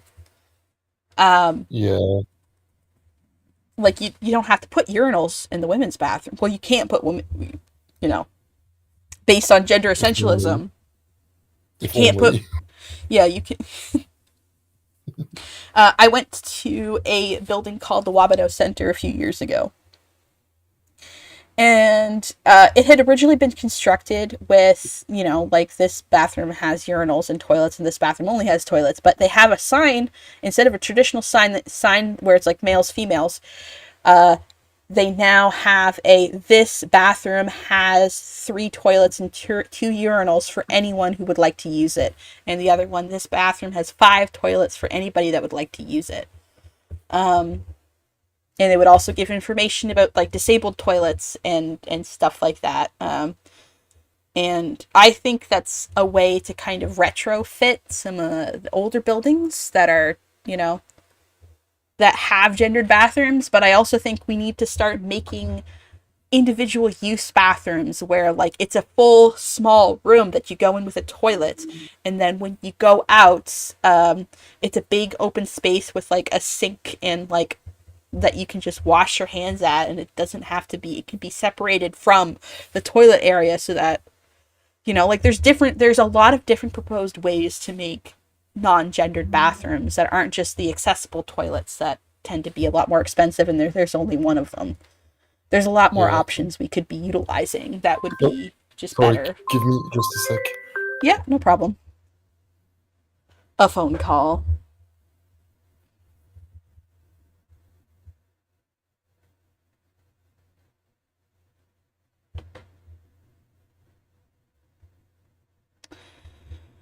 It's not okay. So the right wing resurgence in Canada is not as bad as the USA, but unfortunately, bigotry in the USA is exported to the rest of the Western world. There is social resurgence. There is a danger in like social settings, from bigots, but legally we're protected. We'll be fine. Thank you for your concern, Zane, but like Canada is absolutely fine. We're doing okay. There might be some social bigotry, but legally there is really no risk for trans people or other people right now, where protections are pretty ironclad, and it's difficult to make big sweeping changes the way it's done in the U.S. By our prime minister, because the prime minister doesn't have as much power as the president does. It just wouldn't happen that way. Anyway, Gwen, you're back. I'm back. I'm Welcome back. back. Sorry about that. That's okay. It's just talking to the chat. Yeah. But going back to the bathroom thing, I genuinely think instead of having weirdos trying to check if like what's the genitalia you have and if you're in the correct bathroom, we should have people actually checking if you're cleaning your hands after. Agreed. If you don't clean your hands after you go to the bathroom, you're nasty. Yeah. Also, people just want to piss. People just want to go in there, they want to use the bathroom, and then they want to leave. Yeah, everybody poops. And like I said earlier when I was telling the story, I've been harassed in the bathroom, but it was by cisgender girls that were investigating my genitals. Like, while I was presenting as a cisgender girl. Long before I really even realized I was trans, which was probably around 14, and this happened when I was 12. Yeah, that's Stinky. eh. I'm okay. I'm fine, but it just kind of gives me this perspective on the way that people treat trans people and gender nonconforming people and intersex people. Yeah. Another point I wanted to make about the TMA and TME is that a lot of time, this might be familiar to people who know this channel, but a lot of time you will have a trans man talking about trans misogyny or just criticizing some like either talking about trans misogyny or even talking about a trans woman in a critical way and just be fully like not like they won't be taken seriously because they're a trans man. They don't know a shit what like why would they know what trans misogyny is? Or it's like not even related to trans misogyny or gender ideology. It's like,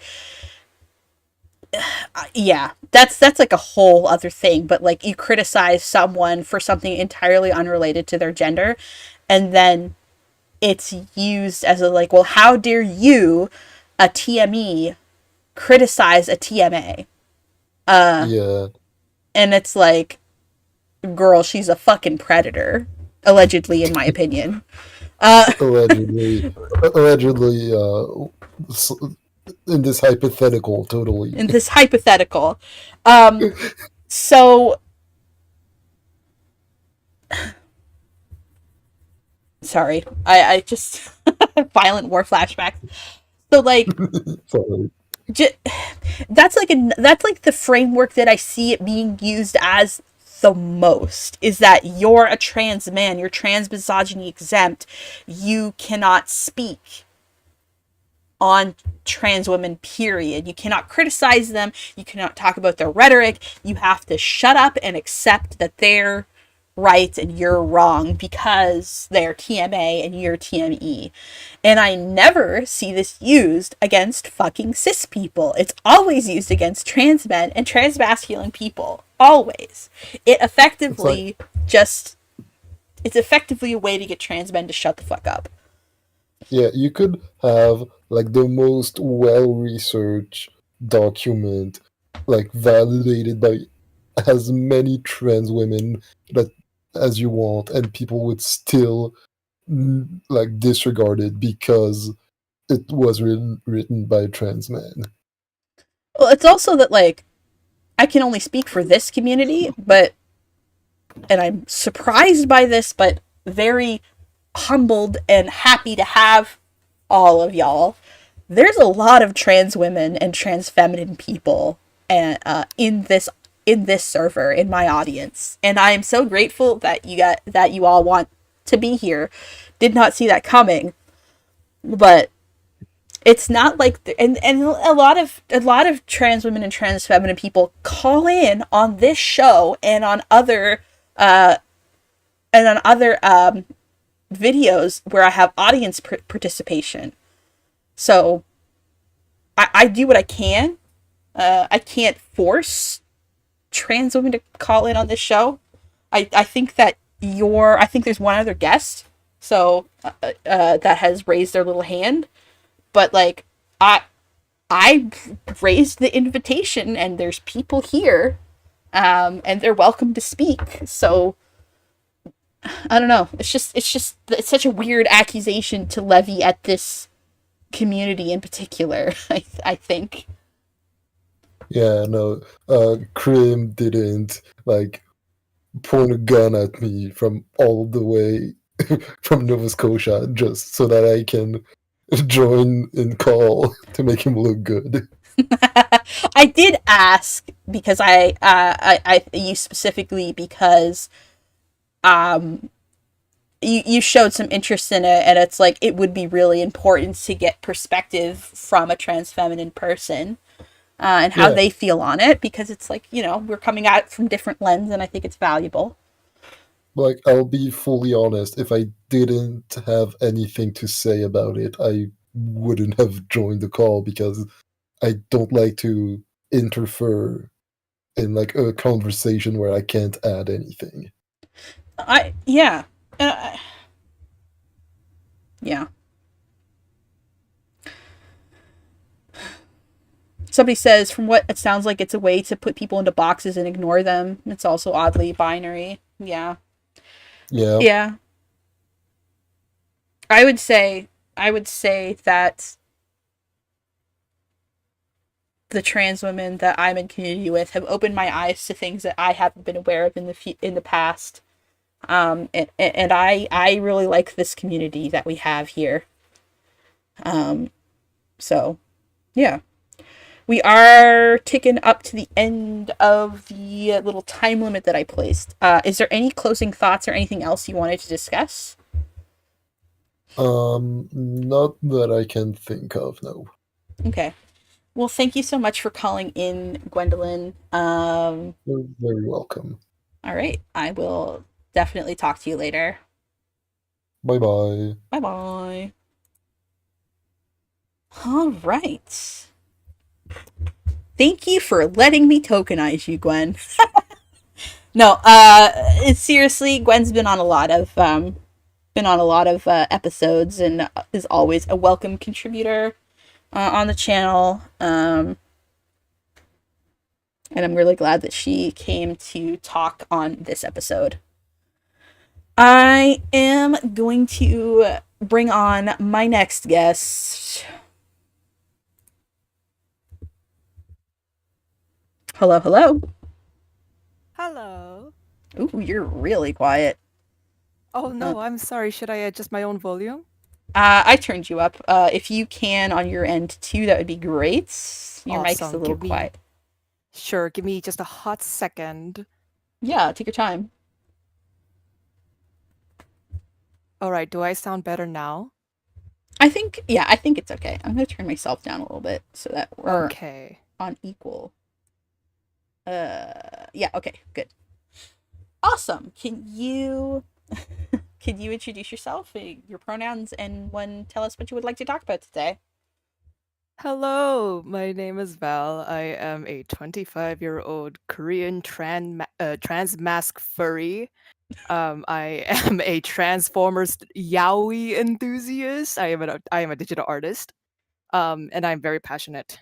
Um, in analyzing and sharing my personal experiences with gender and trans and like non-binary or like alternative gender identities that I've personally seen in both like North America versus East Asia. Awesome. Great to have you. I think this is maybe your second time calling in on the show. Maybe. Oh, how fun. All right, round 2. Um all right. Oh, by the way, chat, for everyone at home, if anyone else has genuine questions about like how queer people are perceived, or like how queer people in Korea provide safe spaces to each other, this is your chance to ask now. I am more than happy to share I'm how very queer. curious. I'm very curious about that Yes. myself. So if you, so I hope you also touch on that too. Sure. Did you have like any particular questions that you had for that, or anything adjacent to that before I bring in like some of the topics that I wanted to discuss? I'm actually like specifically want to know about like how trans masculine and trans feminine people find themselves in community, if I'm assuming they do, because they usually do in most societies, but like how that kind of interaction happens, and um that sort of thing, like what does it look like in Korea? Sure, that is actually a very, very good question. So unfortunately, much of not just South Korea, but much of like East Asia, yes, it is relatively like a very socially conservative society. And this time, we don't have Jesus to blame. We don't have white people to blame. If anything, a lot of the societal failures that our entire cultures have been enduring for centuries, unfortunately, it is linked to the idea of Confucianism, uh, and how it has implemented from our governments, like our ancient governments, to how it has survived um, as remnants into like the way that we speak to each other, into like how we even speak to our superiors in the workplace and school. And obviously trans masculine and trans women in Korea are not immune to this. We are a very shame-based society, and I entirely blame that on Kong Buzi, and a lot of his ideas for what is considered like a noble person. It's heavily linked with misogyny, unfortunately. Um, but to answer your question, how particularly trans people find safety and even cultivate their own safe spaces in society that is very shame and honor based, very like first impressions kind of thing. Um, there are very few, but very closely connected queer bars, and particularly some of these bars are even hosted and owned by like butch lesbians, or even like trans women who are in like their 50s and their 60s. So it's kind of like a generational queerness, because we understand how very painful it is, that once we quote like officially come out to our family members, we come out to our friends, we lose so much. We lose more than just losing a few friends, or ruining our own reputation in the workplace or at school. Much like I've heard and seen stories of queer people here in North America, it's also not uncommon um for young queer people in East Asia and Korea to also be disowned, or just or just be met with like complete silence from their families, and like like anyone would be reasonably hurt by that. um so understanding this, like the older queers who have always existed too, somehow they managed to start up like their own like small like restaurants slash bars, to also kind of be like this sanctuary for a lot of queer and trans people. If I hope I answered your question. Did you have another question relating to that?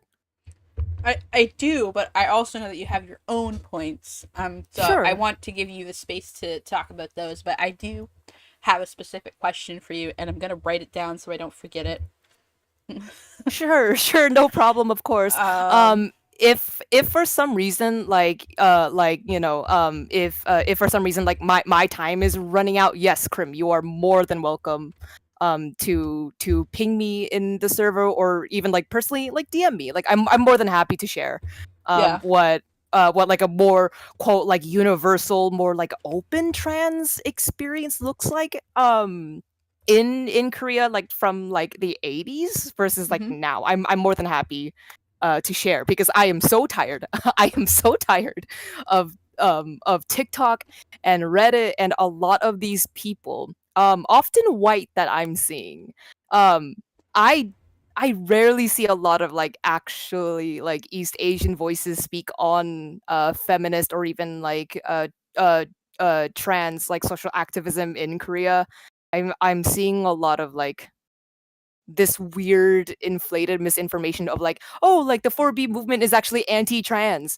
But no, if you if you understand psychologically like where these women are coming from, and the previous feminist movements that have existed before 4B, um at least in regards on my opinion and what like actual academic professors in UCLA and professors in South Korea are currently observing. Right now, the 4B movement, just for everyone at home, the 4B movement is currently too young for experts to really classify whether or not it is like a turf movement. Mainly just because, like, again, like we've already had previous feminist movements. It's just like there wasn't enough of a long-term demonstration for it. So currently for B, it's I believe it's finally reaching its 1 year mark. But to say blatantly whether like a lot of these like non-Korean voices online, they're saying like, oh, like 4B is transphobic. We should stop subscribing to the 4B movement. Like right now, I'm personally, even as a Korean trans masculine person myself, I'm neutral on the matter. Can I you don't. can you explain what 4B is for those of us that don't know? Yeah, sure, of course. So the 4B movement is a South Korean. It is a radical feminist movement. Technically, according to Wikipedia, it lasted from like the mid 2010s, but like it especially got traction from like the Korean netizen spaces as of last year. When it finally clarified its 4Bs. So the 4Bs, it kind of relies more on like the Sino-Korean or the Hanja. But these 4Bs, they translate to the four no's. The first is no sex with men. This is presumably like cis hetero men.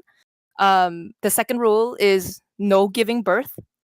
The third rule is no dating men, or no dating cis hetero men. But of course, like every feminist is going to have very different definitions of what a man is or what a man should be, or whether or not trans men are included. And the last fourth rule is no marriage with men. Mhm. Um, in on paper, I can perfectly understand to a foreigner that on paper it sounds like these feminists are just misandrists.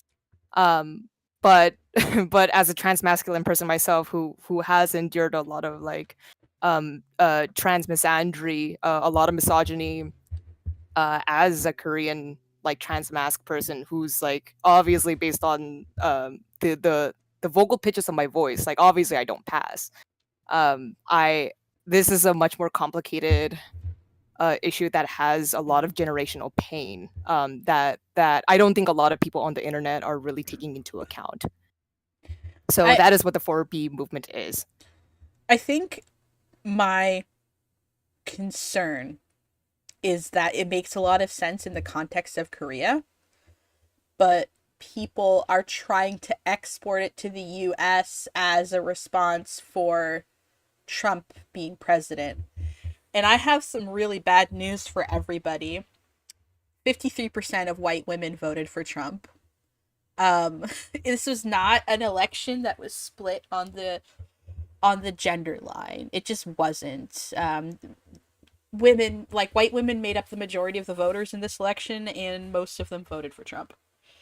I don't think it's the same thing here. I don't think you can export it because Korea is going through their own unique struggles that the U.S. just isn't. We have a big problem with racism and with transphobia and with xenophobia right now in North America. So I think that it's I don't it's not the same thing, you know, in my opinion. That's my view on it, I suppose. I don't what do you have what's your thoughts on that? On the exportation of the movement? I completely and strongly agree with you on this one. Mainly just because when I started to recently observe that a lot of radical feminists in Anglophone speaking spaces, when they're now growing or expressing awareness of the Korean for beef movement, and they feel as if they should be also to apply it and practice it in either Canada, Mexico, or even in the US, I don't think a lot of these radical feminists, whether they're TERF or not, um, I don't think they understand that although, yes, misogyny also exists in East Asia and it has been crippling our societies for a very long time. And Confucianism has not benefited us the way that it should have. Based on based on some scholars who have genuinely tried to argue that that Confucianism can be utilized by women, and women should be allowed to be able to kind of like self cultivate themselves the same way that a man can. Um, I don't think a lot of radical feminists in North America understand that misogyny in East Asia is expressed very differently. And it also doesn't help that like systematically it's much more effective in East Asia as opposed to like let's say in North America, because I am seeing someone in the chat. There is someone asking Roxana Nava. Forgive me if I pronounced your name wrong, Roxana. Um, but Roxana Nava asks, how bad is the sexism in South Korea? Very terribly. Um, a lot of businesses, they are legally protected um, if they want to dish out a lot of microaggressions. And these microaggressions, they're very fervent, they're very common. Um, Everything from like if you don't do your makeup right, you can get a write up for that. If you don't wear high heels, if you don't quote like dress like a woman, if you don't present yourself or even speak very daintily, like your employer can get away with that. HR will not be on your side. Where as opposed to like you can be able to challenge that if you experience that in North America. Granted, like the chances of like your employer getting let go or going through training for these microaggressions, with the success of seeing that, is it low? Yes, because HR teams, they're not really there for employees. They're they exist to protect the company. But but at least by law, it is written that like yes, like if you really press hard enough, if you are spiteful enough, yes, like these businesses can be held liable, as opposed to in East Asia like China, Korea, Japan. Microaggressions are very rampant. If you endure that every minute of your life and there's no real way to quote like clock out of it, like you can't really go home and get away with that unless you live by yourself. But like let's say you are a young person attending university, you still live with your parents. or you're living with your partner, if by chance your partner, your male like cis hetero partner, grew up with a little emperor syndrome during childhood and they never outgrew that, yeah, like they will they will also get on you and try to hold you quote like accountable for not being like a good girlfriend, a good wife, a good mother even. So you're So expected to correct your husband or boyfriend's behavior as well. right. But yet, if a woman in South Korea were to try to challenge against that, now the misogyny comes out from like these men, where they're like, oh, like women don't know what they're talking about. Women are too babyish to know what's good for them. Like all of these very classic sentiments that like we also see in North America. So like when I see people online poorly inflating that 4B movement is a turf movement, I don't think that's quite accurate. There are turfs picking up on that movement as well, but like so are turfs with like regular feminism in North America, just because like turfs are vultures. They are vultures regardless of culture. Yeah. But yes, like as Sparrow, yes, Sparrow in the chat, thank you. As Sparrow did clarify, misogyny in America looks and it operates very, very differently on a societal, on an economic and systematic level than how misogyny is perpetuated in East Asia. That's why, as much as I may understand why Korean women are practicing the 4B movement, I don't think it's going to be effective. I don't think it's going to be a long-term practice for radical feminists in North America, just because, like, I can perfectly understand a feminist in North America being like, wait, but what if I actually want to have kids? What if I want to seek my personal happiness and my femininity by actually wanting to have a child, wanting to love the men in my life? Like, if I do all these things, does that make me less of a feminist?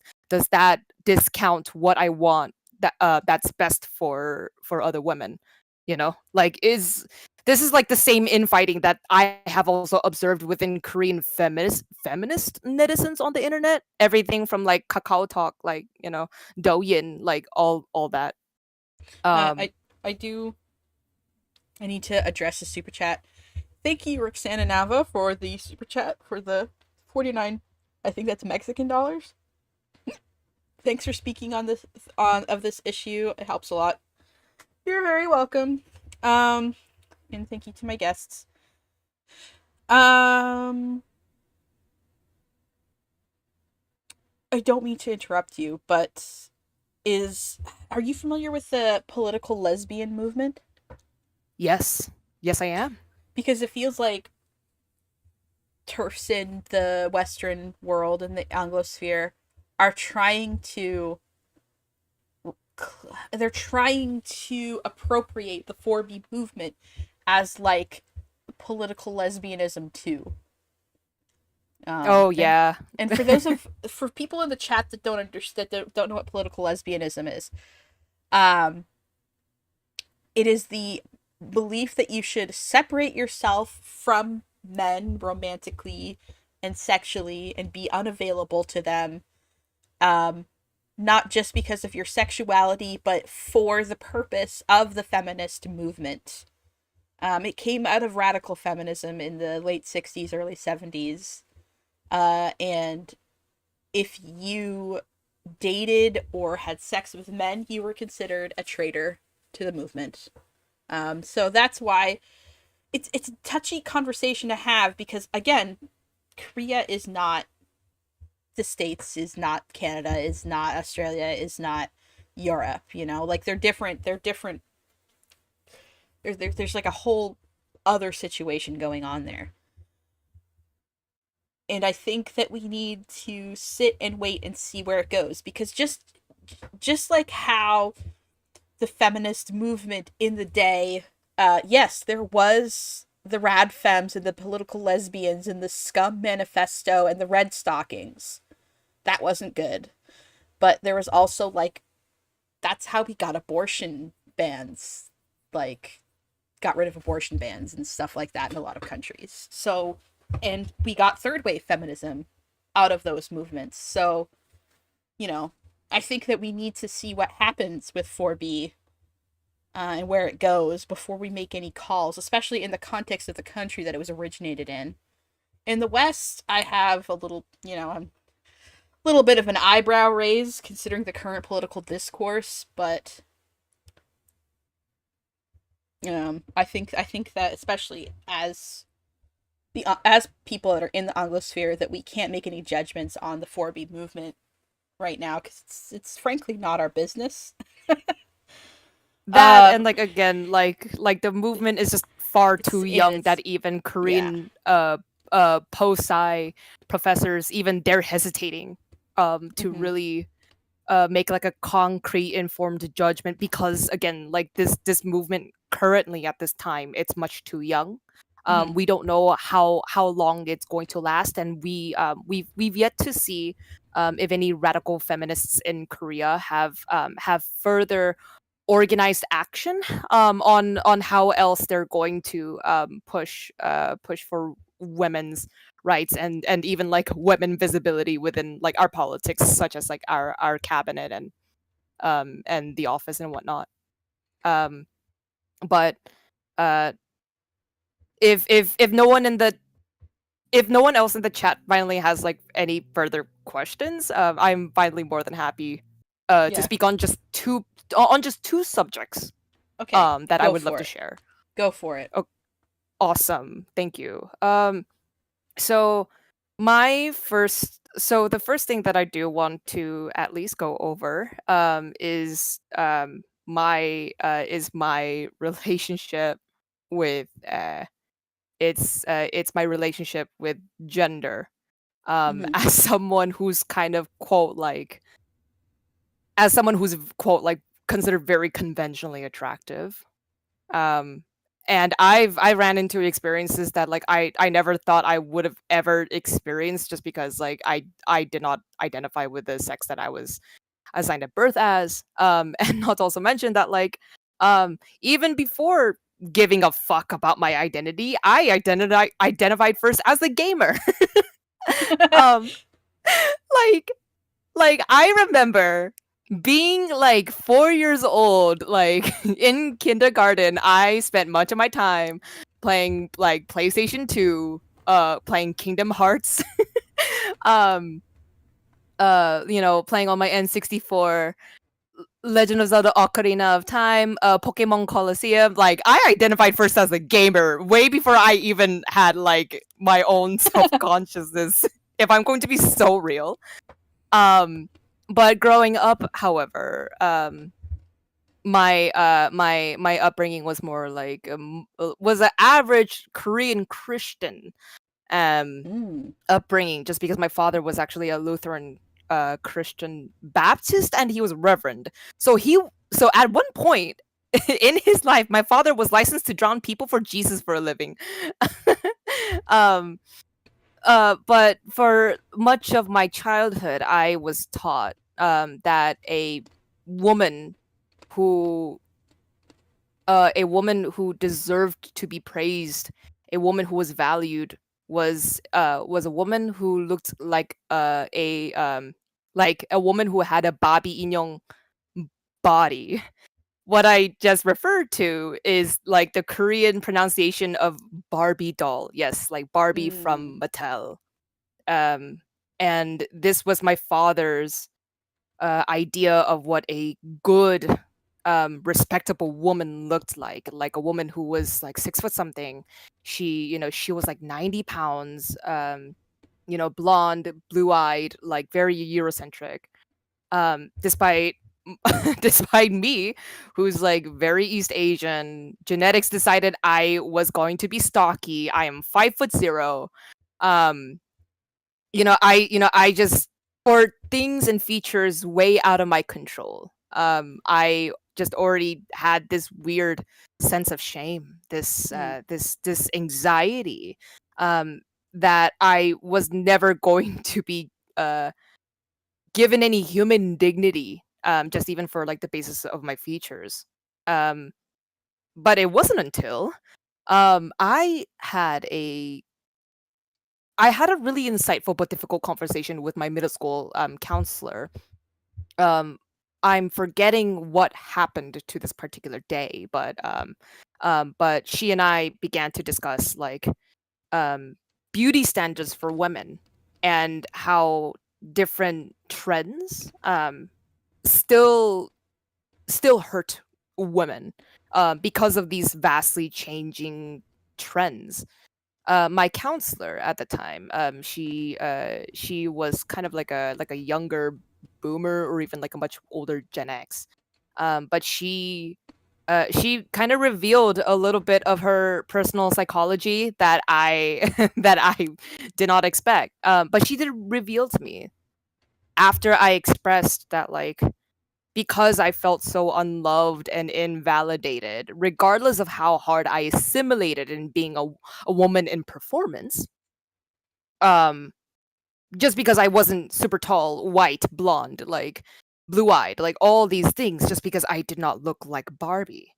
Um, I was, I was never going to see happiness in my life until my counselor kind of revealed her own hardship, her own feminine like guilt some sort of way, where she sat down and expressed to me, actually when I was your age, Val, like when I was your age, quote, um women back in my day, like every woman wanted to be you, Val. Like they wanted to be dainty.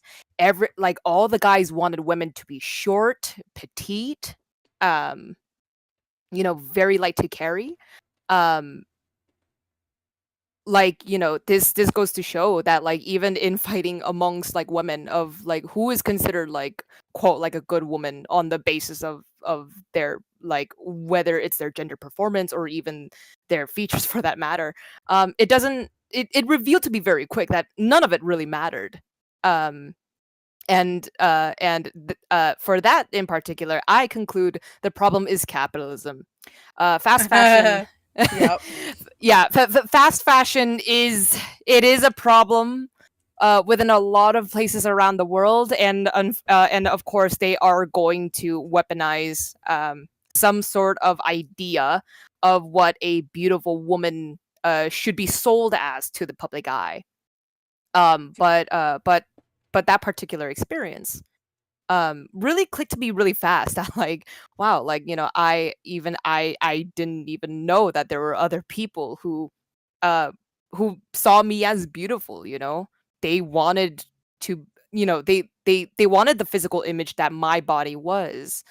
And maybe it's not really the women or even what we perpetuate to each other as a long-term crisis. It's not that particularly that's the issue. It's now how do we collaborate together to address like all like a lot of these problems that capitalism has also introduced to us in the name of like what is considered beautiful or what is considered worthy to shun on like a societal or even like a sociopolitical matter even.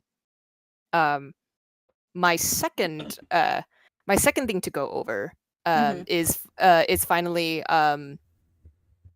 this weird like like this weird transphobia that like I also see within South Korea for that matter, and how that also kind of ties back to my first topic. um So yes, there have been some turfs on like online Korean spaces. There are some turfs who self-identify as like an activist for the 4B movement, or they participate in the 4B movement. Um, yes, there.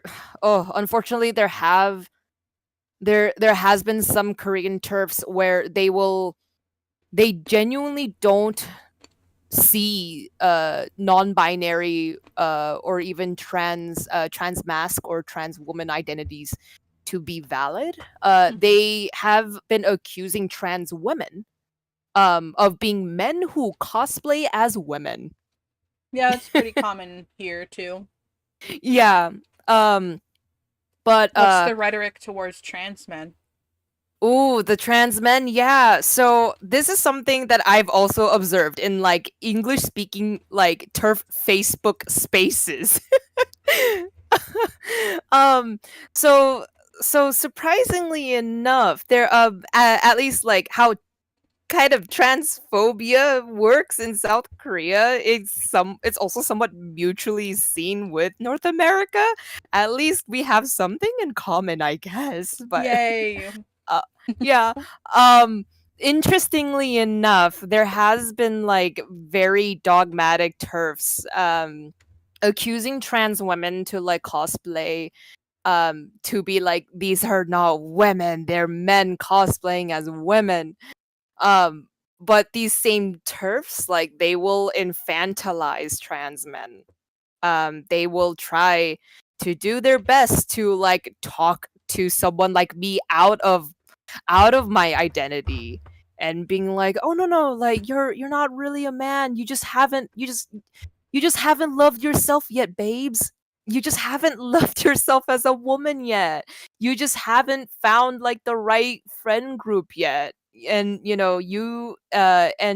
don't need masculinity to be powerful. You don't need masculinity to be valid or whatnot. I As if they speak that like trans men only identify as being trans men for external validity, for like external approval validity, when like personally for me, I'm just like, I just don't really identify with like dresses. I've also grown up liking like traditionally boy things. Like, I liked dinosaurs, I liked playing video games. I mean, I think a discussion that's often had, it's like if I was on like a secluded island with no other people, like, would I still present as a man? And it's like, yes. Like, even if there was Right. nobody else around, I would still be a man. I'd still present as a man. I'd still consider myself a man. Right. Well, personally, in my opinion, people are more than happy to disagree with it. Um, personally, for me, with all of my life experiences, and a lot of the political academia that I have been keeping up with, I personally believe that gender is a performance, but it is a performance of the self. It Yes. is, yes, it is a performance. It is an art, for the self, and only myself is my personal audience. Yes. Like, I love like, that. yes, like think about it.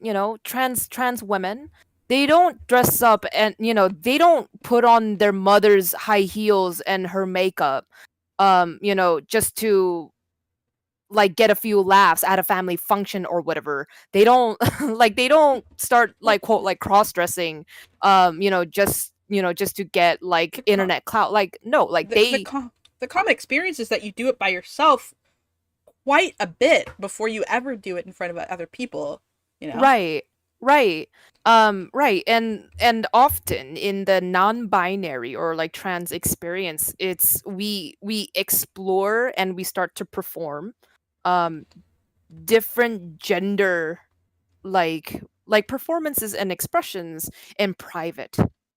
We start exploring these things in private, and in our own little trans or like non-binary or gender fluid hearts. We finally feel joy. like like me being 10 and dressing up in my father's wedding hanbok, which, like, thank god my dad is like totally indifferent about his marriage. He's like, I don't give a fuck about you wearing this thing, like, go ahead. um but wearing like finally a hanbok, like paji, as opposed to like the chima, right? Like, instead of the poofy, almost floral petal like dress, it's now like baggy pants. Like, my hanbok has pockets. Like, I felt genuine joy. As Marie Kondo puts it, it sparks joy. And I think that's one thing, like, a lot of turfs, regardless if they're like based in North America, if they're based on Australia, Europe, East Asia or whatnot, like I don't think they take into account, or I don't think they're aware that that trans or non-binary people, we express ourselves the way that we do. We even talk in particular ways the way that we do, because again, like it is a performance for the self, regardless of like how like either like how stereotypically feminine, stereotypically homosexual, or like even nowhere in between even. Again, like it is a performance for the self. It is because again, it is an expression that feels most fluent to us. And I don't think a lot of TERFs really like remember that, or if they do, again, they don't they don't argue with sincerity, I think. One thing I do want to bring up is something that I've experienced. It seems like, yes, there's this, oh, well, we can save you from yourself. You're not really a man. You're just confused. But there's always this point of no return in my experience, that if you've gone too far, you're garbage now, and we need to throw you away with the rest of them. Usually after medical transition, like I have top surgery, and like because of I display a mix of like intersex traits, but also I was very briefly on testosterone. So like TERFs don't like me. They don't want to try to reclaim me because I'm too far gone. You know what I mean? And if I got bottom surgery, it would be even worse, you know? Um is that something that you've experienced? Like the whole irreparable damage idea by Abigail Schreier? I don't know if you. Yeah, yes, I have. This also doesn't help when like where I personally have struggled, and I do have history of mental illness. Thankfully, my 10 years in therapy and with the marvelous team that I have been very privileged and blessed and honored to learn from. Um, Thankfully, a lot of my conditions are manageable. Um, but because I've had trauma, like a lot of religious slash like cultural trauma relating to my gender. Um, because of the misogyny that I have experienced throughout my life.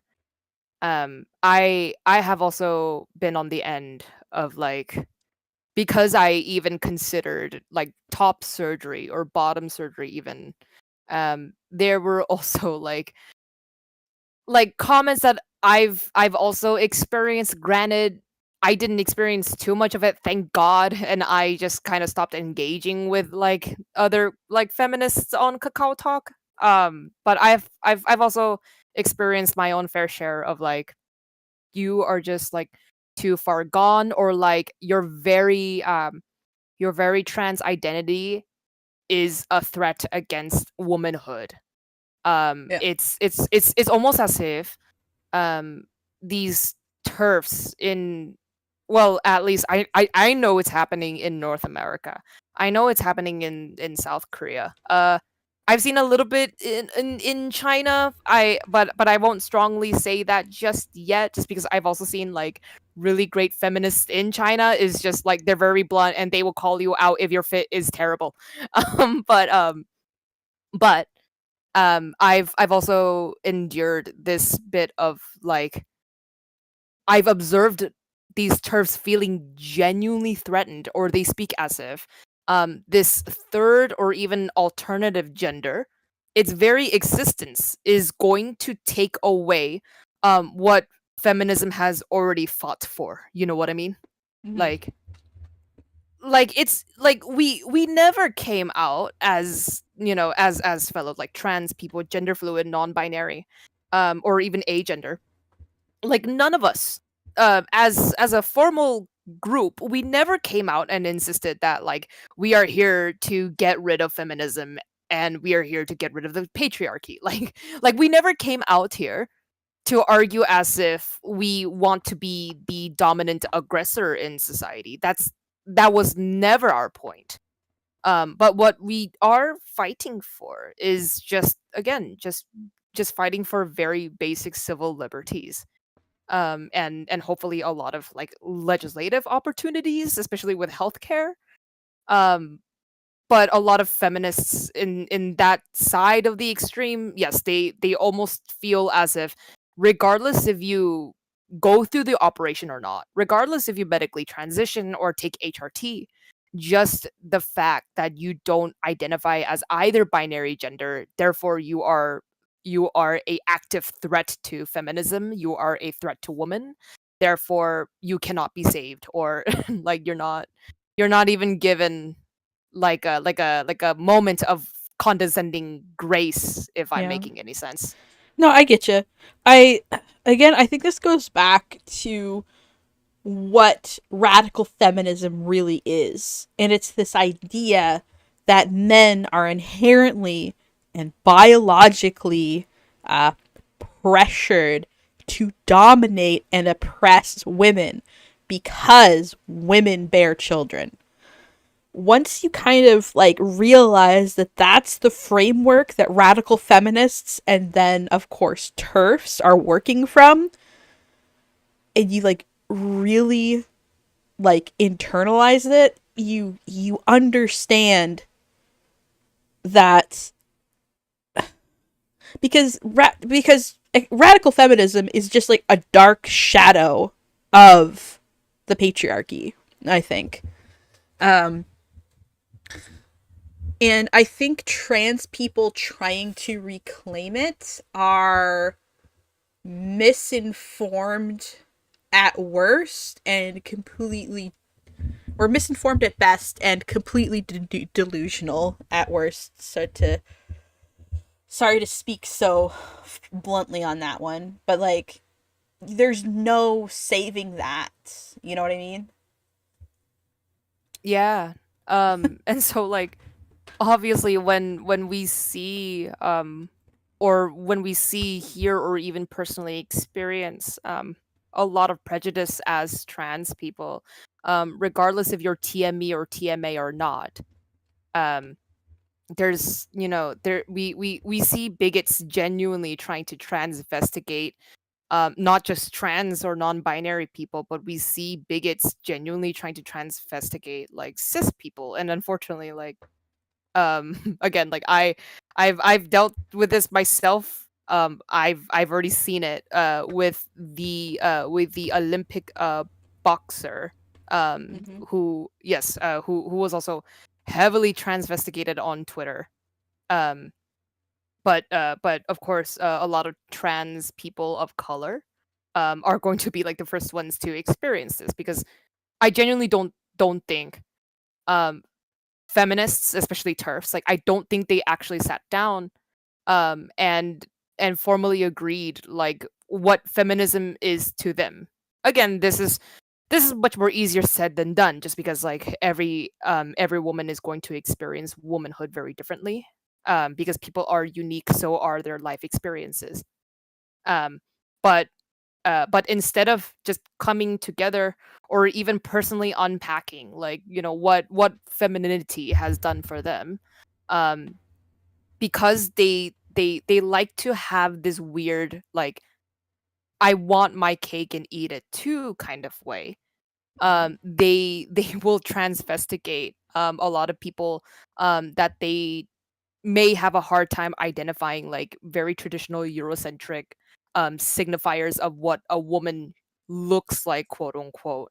Um, that's why even here, even back at the server at Gen Chat, I had to especially press that, like, yeah, even cis hetero women endure a lot of these same like trans medicalist or like true scum talking points. It's like, yeah, okay, if one doesn't look like a woman, then should they perform like woman expression better? Like, what, like, are they any Yeah. more What do woman, you or are ask? they any less woman?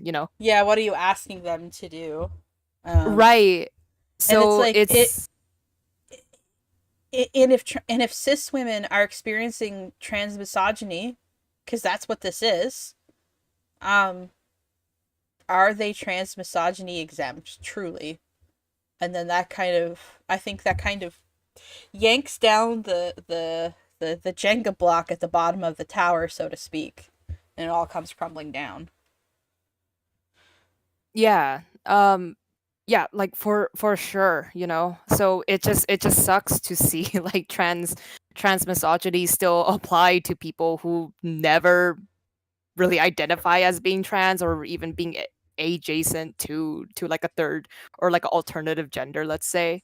It's Mm-hmm. terrible. So when I so even when I like see on online spaces, when I see trans people like gating like engaging into these like really like counterintuitive debates about like, oh, what is considered like even true, like, you know, true trans, you know, what does it look like, how is it even performed, like it's so redundant. And I don't think they even consider that like trans misogyny reaches so much more people than they really realize, just because like again, like women themselves, like cis women themselves, they haven't really sat down and like agreed like what womanhood really is, or can that be determined at all. I don't think it Is can, is the thing. right, Because womanhood's got to right. be different to gender. All genders are going to be different to everyone. I consider myself like fairly masculine, um, but it's going to be a lot different from how other men express their masculinity, um, and that's fine, you know. Yeah. um Gosh, and so yeah, like I don't really know. Like of course, like women and cis women, like they they have the responsibility to eventually sit down and discuss amongst themselves of like what womanhood now means for the next upcoming future, and what's what shape that will eventually take. Who knows? But it's still terrible that like you know, especially bigoted white women, they will constantly move the goalpost on like what woman is about, like what a true woman is supposed to look like, or what a true woman is supposed to behave. You know, they've constantly have these countless debates of like, is womanhood based on the ability of bearing children? Is it based on the ability of looking very hyper feminine? Is it is it based on the ability to do domestic house chores? You And, know, and like I don't. I think it ends up what happens is that it's used as a gate for trans women, but then it's used as a like a pair of shackles for trans men, I think, if that makes sense. You know, to try and police us and control us, whereas trans women are Right. excluded and like left in the dirt. And I don't think either position is, you know, something something that is a good thing or better than the other. To be imprisoned or to be left out in the cold to die, so to speak. You put it very beautifully. That is exactly the word I was looking for. Yes. It's just a very fancy tool to just police people. Yeah. It's like these gender expectations, regardless if these expectations are for like cis people or even trans or non-binary people. um these stereotypes, they're not really used in argument to liberate people, again, like as you perfectly said. Yes, these are just really fancy talking points with extra steps just to police people.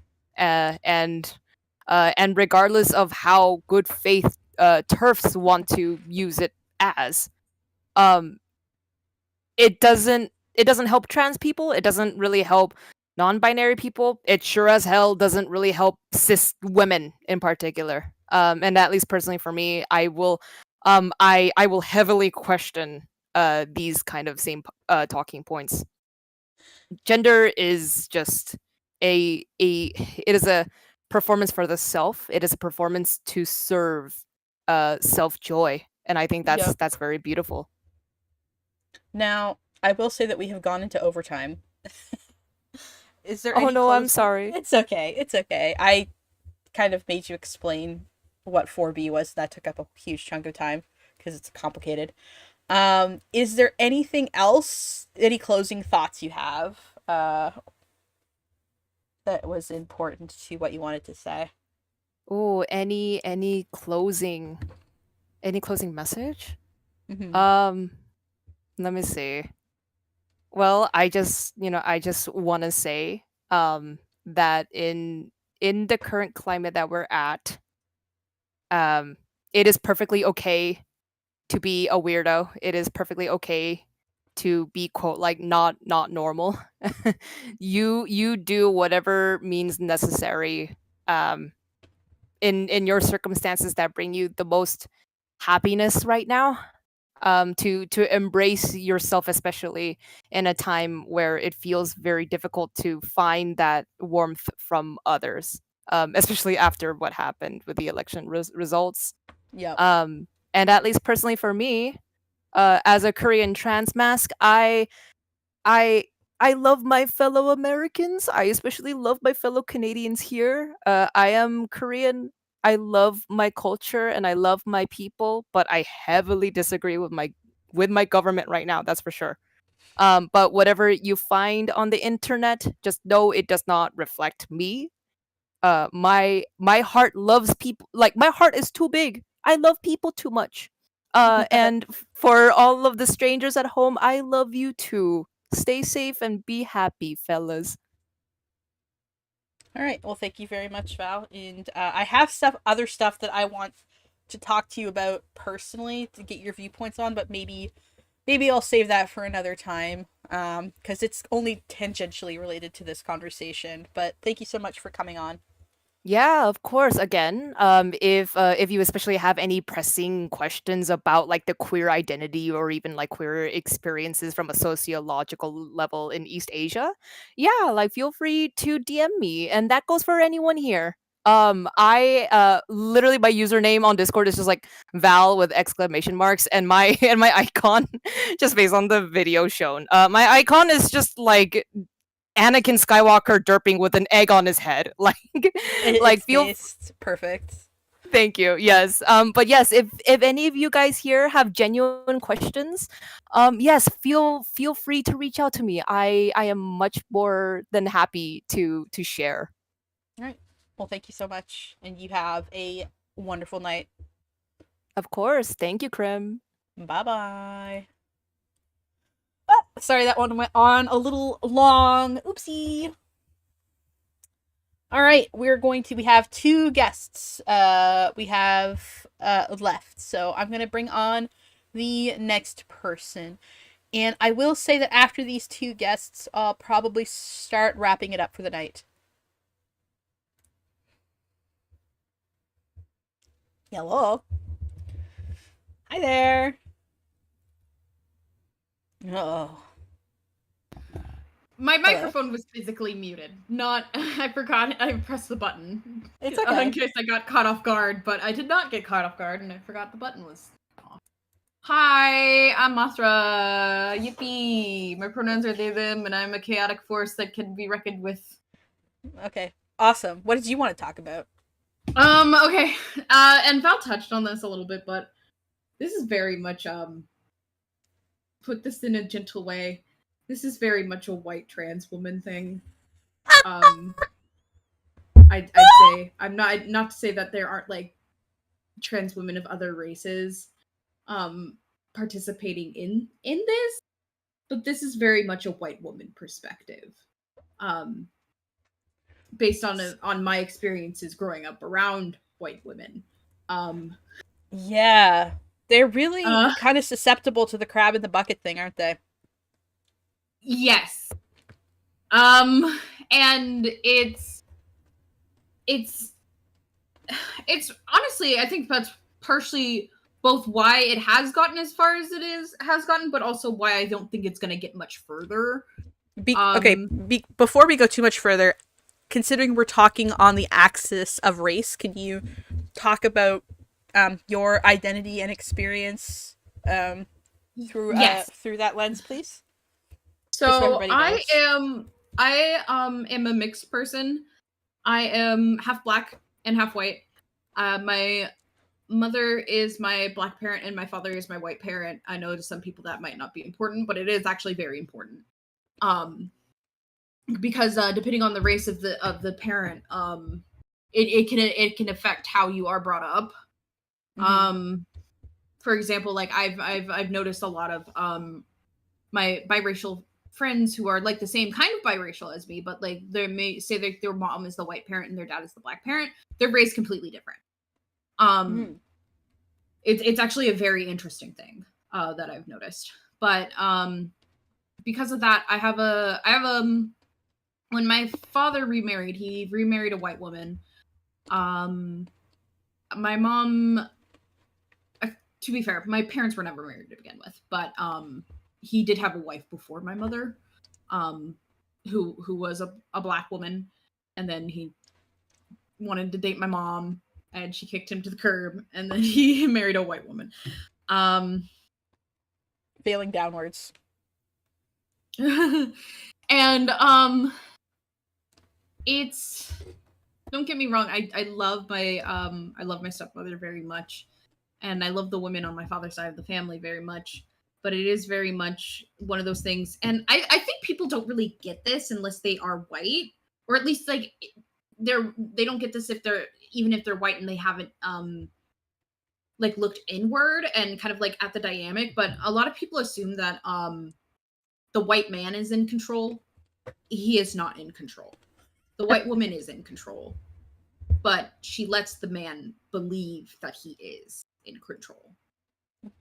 And in a marriage? In the marriage, yes. And how they do this is they come off as very like meek and submissive to make the man feel powerful.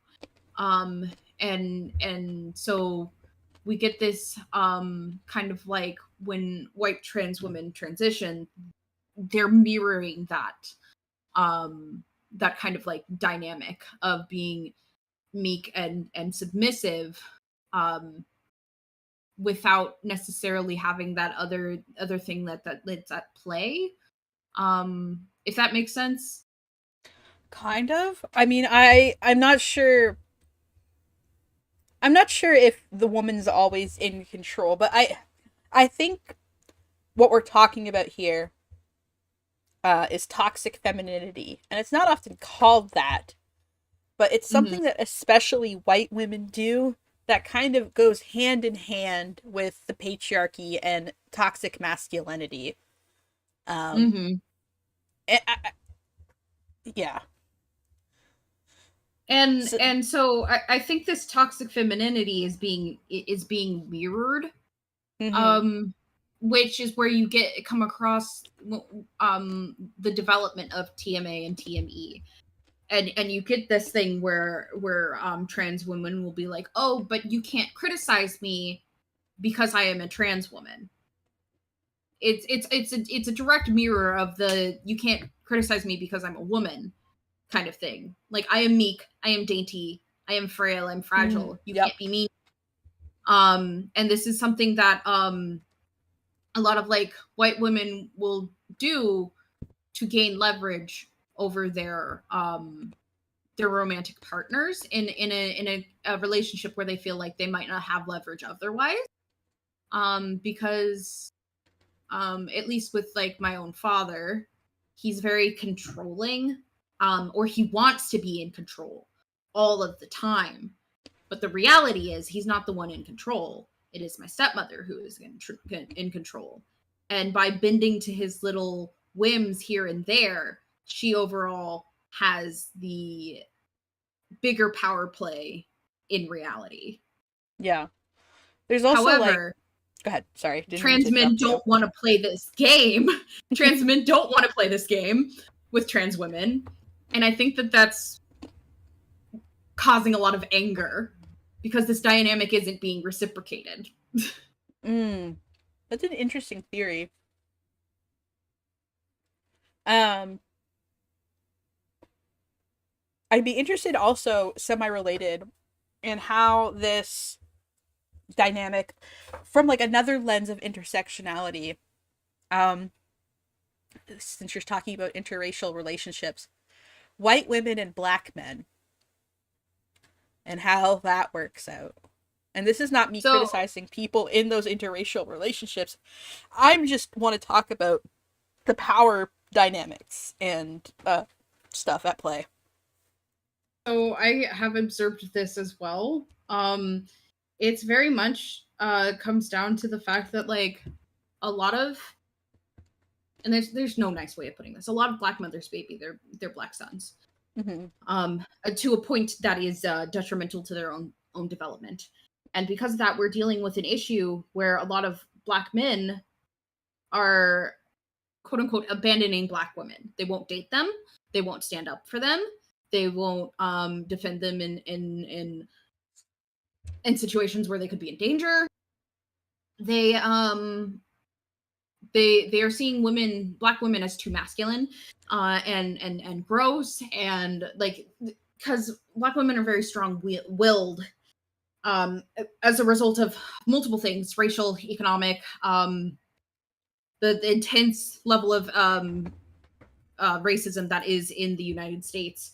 And because of that, black women have had to really like kind of like close guard their hearts and be tough so that they can protect the people in their communities. The thing is, this is not being reciprocated by black men because they've been the main target of this protection, and so they're seeing these women as too closed off and guarded and angry and aggressive. And what they're seeing is that they want the dainty, submissive, gentle white woman. Now, that's not even where I was going with that. Oh, really? But that is interesting. No, I was more like the power that white women wield over black men. Oh, okay. So like those are you are talking those about those are specifically in like kind of like how they have like the power to send black men to like jail or get killed, or like if they say Yeah. make any complaints, or how that toxic femininity comes into play as well. Yes. So that's another thing which I think is very interesting, is like, you know, these white women will have these personas of being delicate and dainty, which a lot of the time, I wouldn't say it's like always fake, but it's a persona. They're putting up a front. And because of that, historically, they've been utilizing this to harm black men. You know, the very black men that black women are trying so hard to protect. And like, I've seen this play out in real time. You know this. You know what I'm talking about. Yeah. And still, even though, and I'm not saying like, oh, that one white woman treated you badly, stop trying to date white women. That's not what I'm saying. But it's like, even with like men who have this historic pattern, a man I'm thinking of specifically, he will still fall back into that pattern and go back to the racial economic group that continues to harm him. And it's very odd. It's like they're really gambling in a sense to try to get that woman.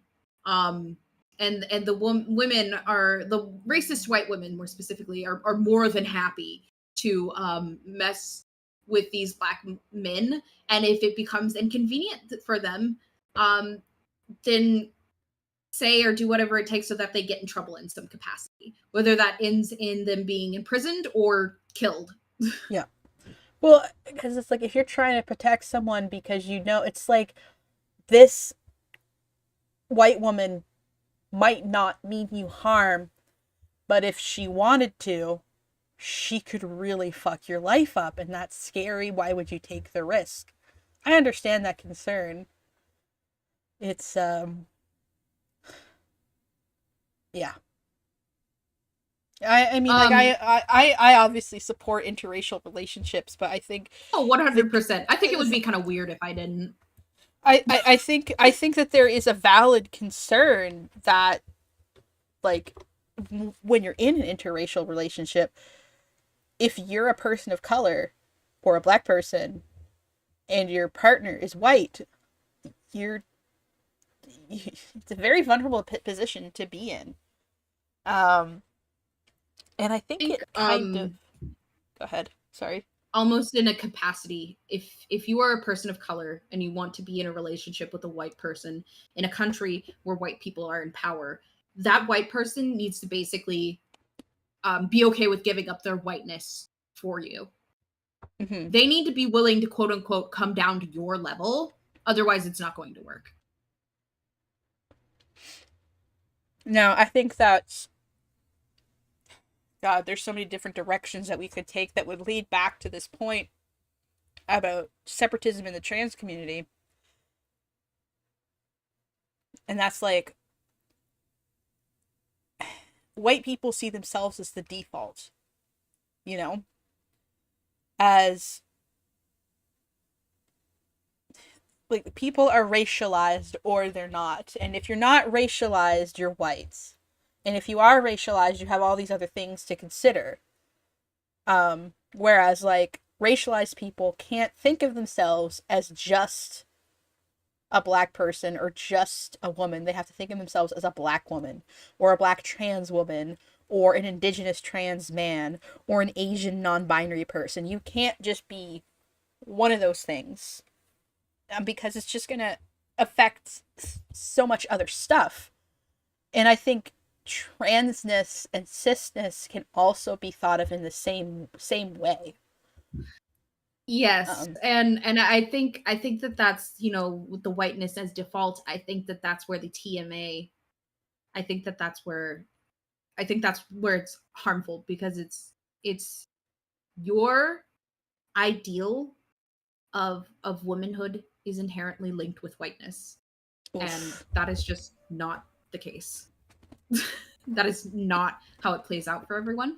That's even within the United States, between racial communities, how femininity and masculinity is perceived in the Black community is so much different than how it is in the white community. And I know this because I've grown up with white and Black families, and I've seen the drastic difference. It is not the same. Where you think, and it's fine that it's not the same, but they are. I don't think I could say this to someone who is so entrenched in TMA, and they would understand. Now, can I ask you, like, a personal question, and, like, something that might get a little bit dark, a little bit serious? Sure. I know that you don't consider yourself masc, and you're not a masc person. Mm-hmm. But if tomorrow you woke up in the body of, like, a stereotypical, like, cisgender Black man, how different would your experiences be from how they are now, like, dysphoria notwithstanding? How would you go through your life, and how would that like work for you, do you think? I know that's hard to. I think overall, if we were just talking about, like, so in relation to the Black community, because I have to, since I'm biracial, I have to kind of, like, split this. In relation to the Black community, I would be babied. Mm-hmm. I would not be expected to know how to cook, clean. I wouldn't even necessarily be expected to know how to work. It's a problem. There's, like, a lot of Black men who expect that their feminine partners, they want the respect of a breadwinner, of someone who is a homemaker, but they also expect the women to cook, clean, child rear, and work, all of it. I would not be expected to do much of anything except eat, play video game, be sexy, like that. Eat hot chip and lie, you know. Eat hot chip and lie. That would basically be it.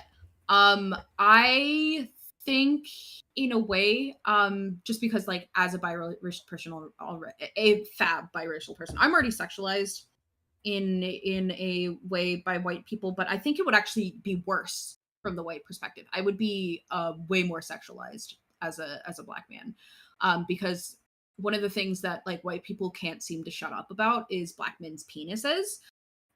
It's very gross. It seems to be on their minds at all times. I would be both sexualized and seen as an active predator, someone who is actively violent and aggressive and will harm you. And kind of like being AFAB the way that I am, I'm very small and I'm not seen as a threat, but I'm also exoticized. Yeah.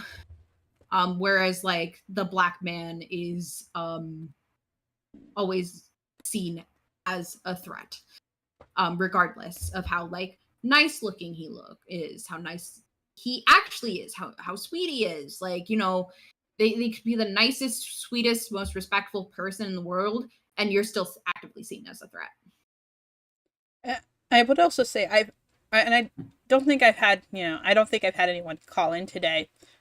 I was kind of hoping they would because, but nobody jumped in. Black trans men, and talking to them about how once they started transitioning and presenting as men, people started treating them like they were toxic waste. And they went from having this community to being seen as dangerous. And no longer welcome in the communities that they were in. Which is really sad. It is sad. Sadly, like I mean, in the United States, Black trans people really do get the brunt of a lot of it. The most in danger combinations of disenfranchised people are Black trans women, followed up shortly by Black trans men. Yep. And the fact of the matter is, they, regardless of if you are transitioning to be a woman, a man, or a non-binary gender, transitioning puts people in danger in general, but more so for Black people, because we are not seen as people in general. Mm-hmm. So it's just one of those things where I mean, people who are so vehemently against us wish to cause us harm and think in their minds that because we are Black, well, here's a Black trans person, perfect scapegoat. I can cause them harm. Here. No one's gonna care. Yeah. Which obviously isn't the case. There's lots of people who care, but in these people's minds, that's what it is. And it's almost as if, bringing this back around to TMA, I feel like a lot of these people don't understand or have these perspectives, and in their rhetoric that they're developing, and because of that, it's actively harming Black trans people. It's also interesting because you would think that in other racialized groups or in the greater population, that it would reflect what Black people are experiencing. But actually, if you go and you take the magnifying glass out to the greater population of trans people, it's actually trans men that face more violent assaults and like sexual assault, and are at risk for ending their own lives and that sort of thing. So it just goes to show you that intersectionality doesn't always play out the way you think it would. Which is interesting, I think. But yes. Someone, Spaghetti said, I support interracial relationships, but alt-right, and then it says, that was in quotes, it says, alt-right streamer Crimson Ender. Do not clip that. Do not clip that. Yeah. Do you have any questions? Because I would love to take questions if for anything more specific. I mean,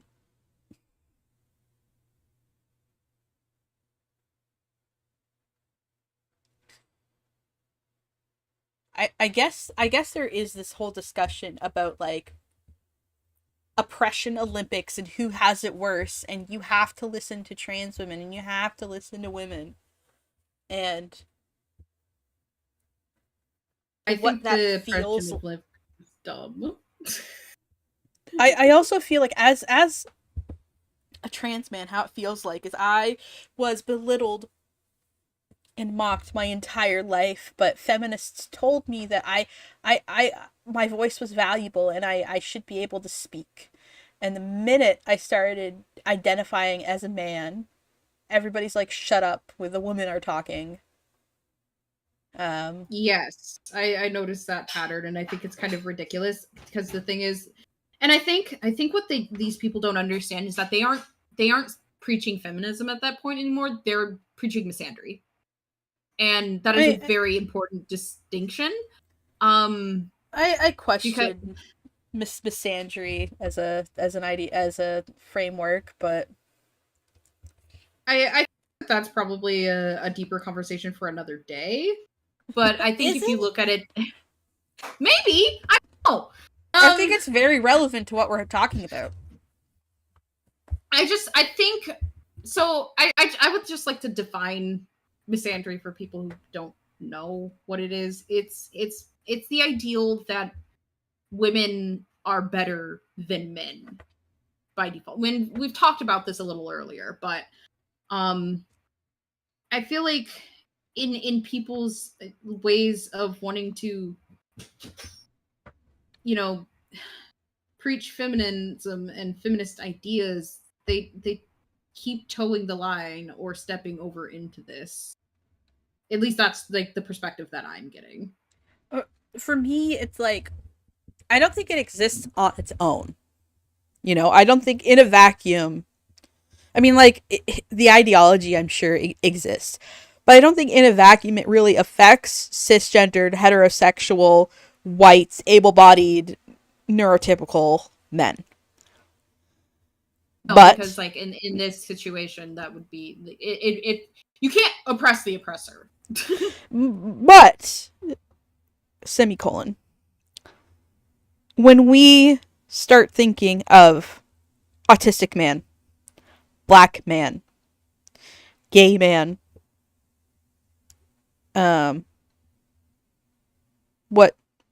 what are some like ideas that we start to get in our heads? What are those stereotypes and biases? And they usually revolve around this person is violent and dangerous and could hurt me. That's the assumption that we tend to make about those people, and it's because not just because they are autistic, not just because they are black, not just because they are gay, but also because they are men. Even if it's like an imaginary number in the equation, right? Like it doesn't really function on its own, but once you plug it into this equation of intersectionality, then it starts to mean something. Because stereotypes about like black women and black men are different. Stereotypes about autistic women and autistic men are different. Stereotypes about lesbians and gay men are different. Yeah. And I think I think what am I trying to say? In this case, it's not so much. No, actually, let me reframe this. I think in regards to feminism, I think a lot of feminists who genuinely who maybe have lost the message but genuinely want to help people need to understand that feminism inherently is for everyone, and in order to fight off these really bad things as a result of the patriarchy, we also need to help men unpack a lot of the issues that they've been dealing with. So to assume that they are all angry and violent and aggressive is not necessarily fair when many of these men have been victims of things in their own lives as well. Yep. And because it's when you put people into a box, we are not going to progress. Because sadly, at the end of the day, there are men and boys who are being sexually assaulted and harassed and Yeah. harmed and hurt, and regardless of whether they're cis or not, like these things still happen to men. And like a lot of your pain is valid, but we cannot invalidate other people's pain in order to kind of like solve the problem at hand. Yeah, and I feel like practically, if a man tells you like, yeah, I was raped and sexually abused for the past 3 years, what are you gonna fucking tell them? Well, like you have privilege because you exist in the patriarchy as a cisgender man. But you're not helping anybody by saying that. You're kind of being an asshole. So when It's trans a men trans man. when trans men tell you that, yeah, I'm experiencing these things, telling him to shut up because he doesn't know what he's talking about and actually listen to trans women is not helpful to anybody. You're just silencing their voice. Mm-hmm. And it's just one of those things where it's just like, transitioning to a man doesn't absolve the pain of the past. It doesn't go away. Yeah. It no matter how much you think it does, it doesn't. Because regardless of whether or not like a trans man still sees like their past, like maybe it's like some trans men will be like, oh, when I was a little boy, but other trans men will be like, oh, when I was a little girl. Like that experience, regardless of how they label it or talk about it, is still a valid experience. And if they were like, yeah, I'm a trans man, but when I was like a little boy / little girl, I was harmed and that really affected me in life. Like, just because this person transitioned, it doesn't make it go away. For me, it put a bigger target on my back. Yeah. You're not suddenly stronger. You don't feel better because that mental because at the end of the day, this person, regardless if someone transitions, pre-transition and post-transition, same fucking person. At the end of the day, that is the same person in that brain. They just are physically expressing themselves differently and how they would like to express themselves. Well, when I first came out in 2012, I think it was 19. It was like 2011, 2012. I went to my first formal dinner as a man. I had a tux on. I'd rented a tux. It was pretty cool. But this guy I was sitting next to was so emboldened and so confused by my, baby trans gender presentation that he was like, are you a man or a woman? And I'm like, I'm a man. I'm a guy. And he's like, okay, but like, what are you really? And I'm like, I'm a dude. And he's like, well, what's in your pants? At a formal fucking dinner where we were both wearing tuxes and we paid, well, I hadn't paid for it because I got sponsored because it was an event that I was speaking at. The plates were like $150 a plate just to get in and sit down. Like, and he thought it was okay to ask me that at a formal dinner when there was a bunch of people around. And I was like, of course, my response to his question, it's just the answer that I've come up with whenever I came up with this on the spot. And now it's my answer to everybody who asks me what's in my pants. I'm like, are you circumcised? Are you an innie or an outie? Like, like... It's a great response, because, like, that's always been, like... I've obviously never run into that, because the thing is, I identify as non-binary, and I present very gender-neutrally in reality. I'm very femme when I go to my job, but I feel like it serves me a little better in that situation. Yeah. But I've never had someone ask me what's in my pants, but I have thought about what my response would be if I ever suddenly ran into that, and my response is, like, just to ask the question back, basically. Yeah. I'll show you mine if you show me yours. Oh, somebody's asking me if I'm skinny or just not built really buff. I'm built like a fucking dwarf from The Lord of the Rings, but I have a baby. I love that about you. But I have a baby face and a fat ass, so that's I struggle with being gendered correctly. I am built like a pear, but not in the sexy way. It's okay. It's okay. I know that you were just curious, and like I consider myself an educator, so I don't mind questions that might be a little bit personal for other people. I discourage you from asking this of other people. But oh, Built like Megan the Stallion. no, not like Megan the Stallion. Yeah, I am built like Megan the Oh, Stallion. you are. Okay, I was gonna say Yes. No, girl, I am not built like Megan the Stallion. Thank you for thinking so, but no. So I'm highly. like if Steven Universe was a real fucking person. No, that's accurate. I think that's accurate. I think Steven is cute. So Okay. all right. We are kind of running up on our time. Was there any closing thoughts that you had? I have one. So when you come across these kind of like rhetoric and these ideals, ask yourself, does this apply to me? Does this apply to people that I know? And if not, it might be a little bit too generalized. Or not too generalized. It might be it's not it's too generalized. That's what I meant. It's too generalized. And you have to really think about it. You need to take in socioeconomic status. You need to take in racial identity. You need to take in age. You need to account for all of these things. Because if somebody's just saying, well, all of one group is like this, the thing is, yes, trans men are in a group together. But they're not. That's not the only group that trans men tend to be in. They're going to be in other. So really, like, sit down and ask yourself and reflect and be like, do the people I know fit into this bubble?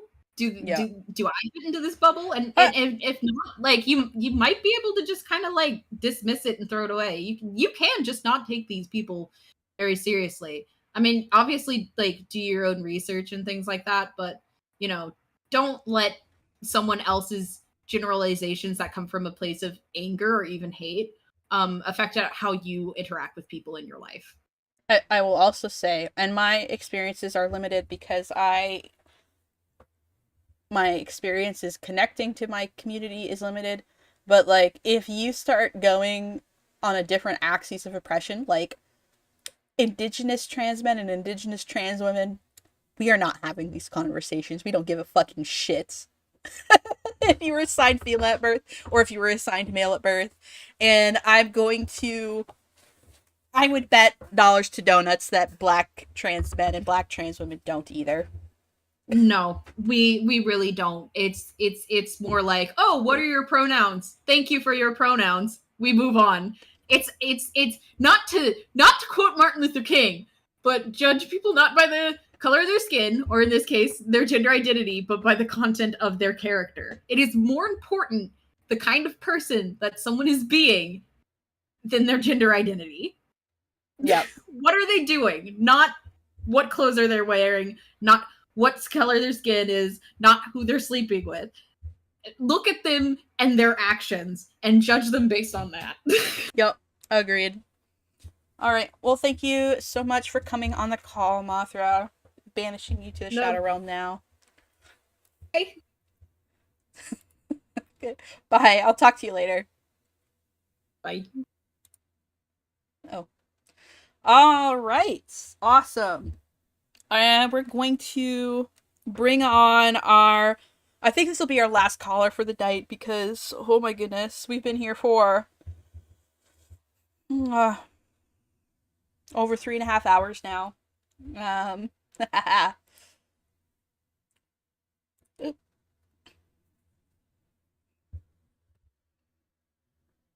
Welcome to my domain. Hello. Is my voice okay?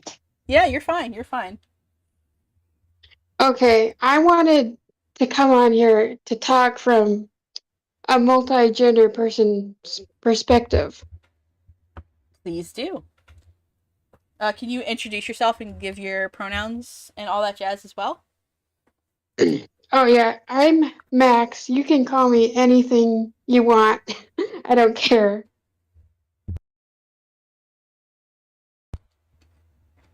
Sorry, I put a carrot in my mouth right when you stopped speaking. All right. Oh. So what did you want to talk about? Okay, first I don't know really how to speak. I kind of forgot.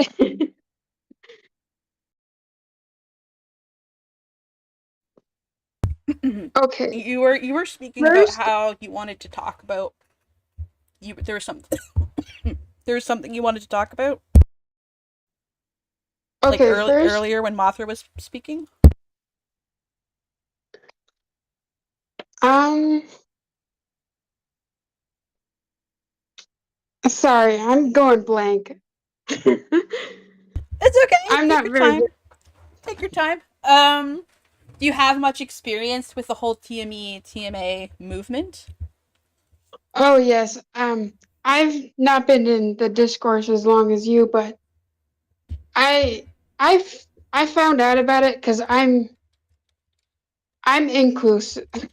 I don't care what people identify as. I don't care about bi lesbians or whatever people want to say they are. I don't care. I mean, that's kind of the attitude that I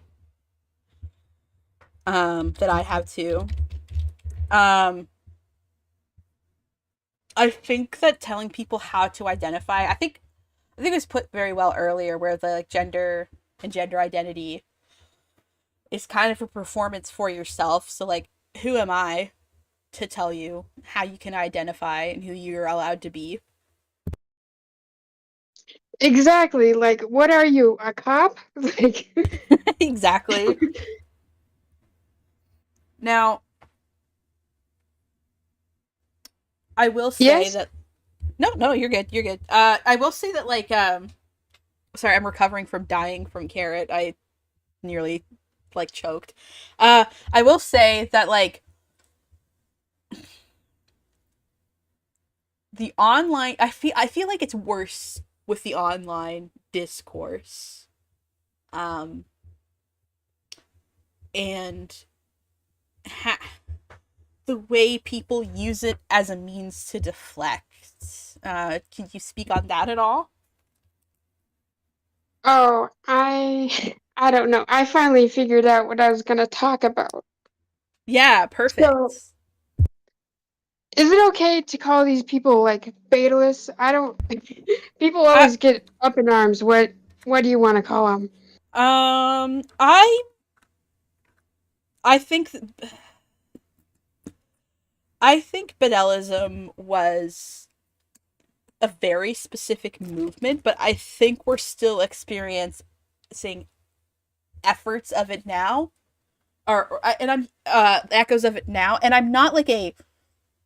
I'm usually not like the whole person first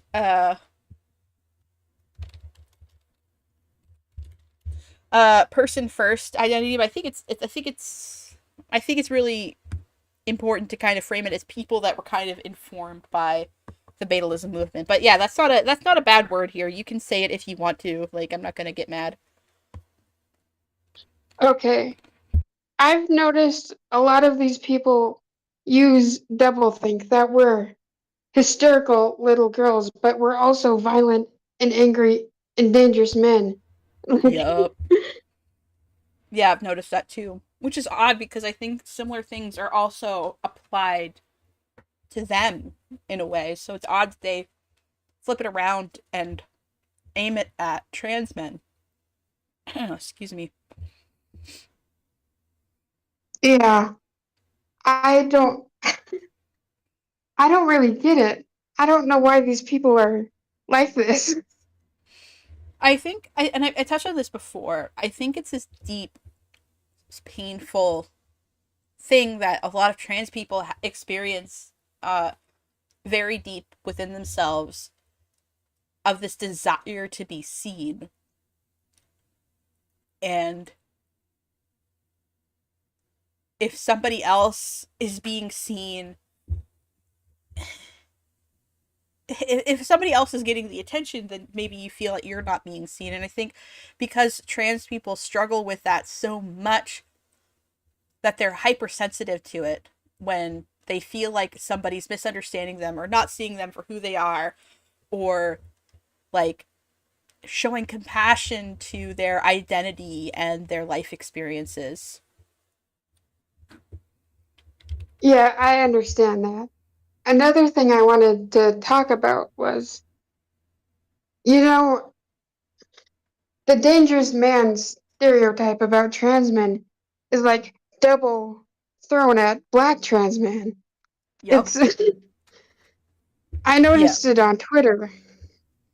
This guy Yeah. was talking about racism within the trans community and he got shut down. He was called angry, whatever. It was really bad.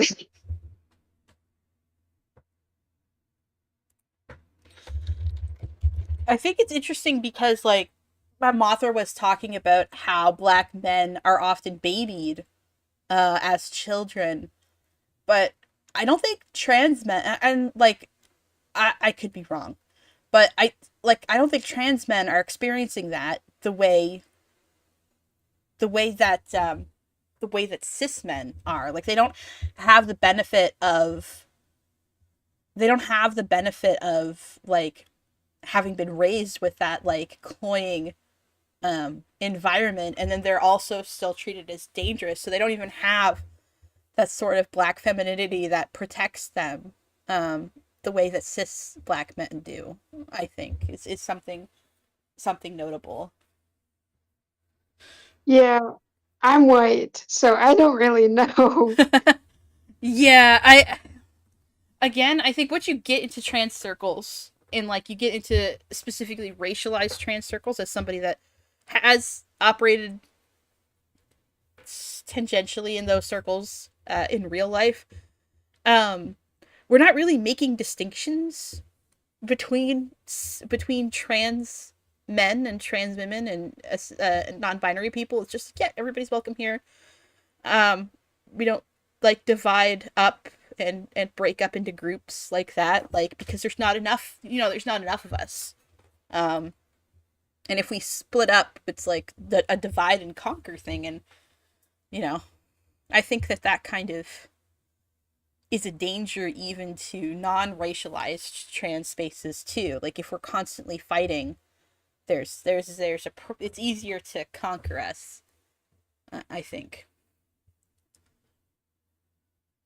Oh yeah, absolutely. Do you have any questions about me being multigender and Yeah. this? Yeah, I suppose that, like, how the being multi-gender, like, now I know it often hinges on these people what gender you were assigned at birth, but like, what are your experiences with like trans misogyny specifically? Because that's what the TME and TMA thing is about. It's like, who is affected by trans misogyny. Um, can you speak on I that a think bit? I've said this before. I sent you an ask on Tumblr. Uh huh. When people ask when I'm AMAB or AFAB, it just sounds like, how can I discriminate against you? Yeah. Like, that's what it sounds like. Yeah. Like, hey, what's your pronouns so I can call you an ass in the right way. Yeah. Also, like, what's in your pants. There was a brief time on the internet where I did not disclose my gender at all. This was after I had come out in real life, but I had gotten doxxed on my main accounts. So I shut them all down and then like battened down the hatches and like um did not reveal any personal information about me for fear that I would be found again. Um so I did not even disclose my gender. And people were constantly asking me, oh, what was in my pants? Like, am I AFAB or AMAB? Um, I'm sorry that happened to you. oh, no, that's fine. Again, it's not me being like, oh, like it sucked so much. It was more like, it's a constant thing in our society where people try to interrogate that out of us. I think regardless of if they're cis or trans, it's like, well, what's in your pants? And then like, well, are you AMAB or AFAB? And then it's like, are you TME or TMA? And it's all asking the same question at the end of the day, I think. It's not really any of their business, to be honest. It's really not. Now, do you find that you do you like have like an outward gender expression that like differs day to day, or do you like tend to have the same outward physical expression? I'm closeted in real life, so I present completely a female, and Yeah. online I do both. Oh, hold on. I'm getting lags, and I don't know if it's me or you. No, did Yeah, you hear me though? you sound a bit like a robot, but I don't know if that's me or you. Let me make sure my My stream is still running. Okay. It still says I'm live. Oh, oh no.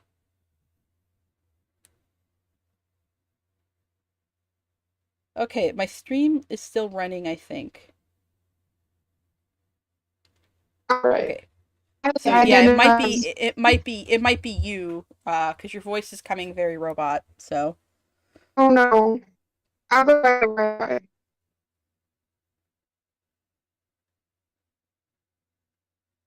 yeah, yeah, it sounds like other Does that people sound are. better?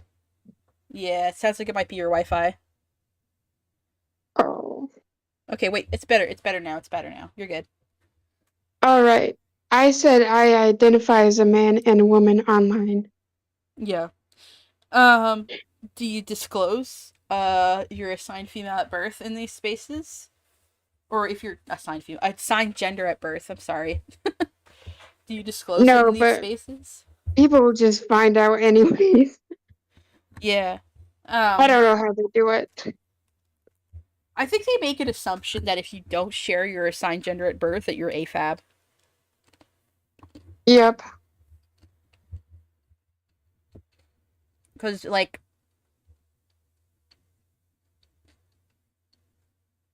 why would you hide being AMAB seems to be their ideology, which is interesting and I don't quite understand it myself. Do you have any perspectives on that? No, not really. Um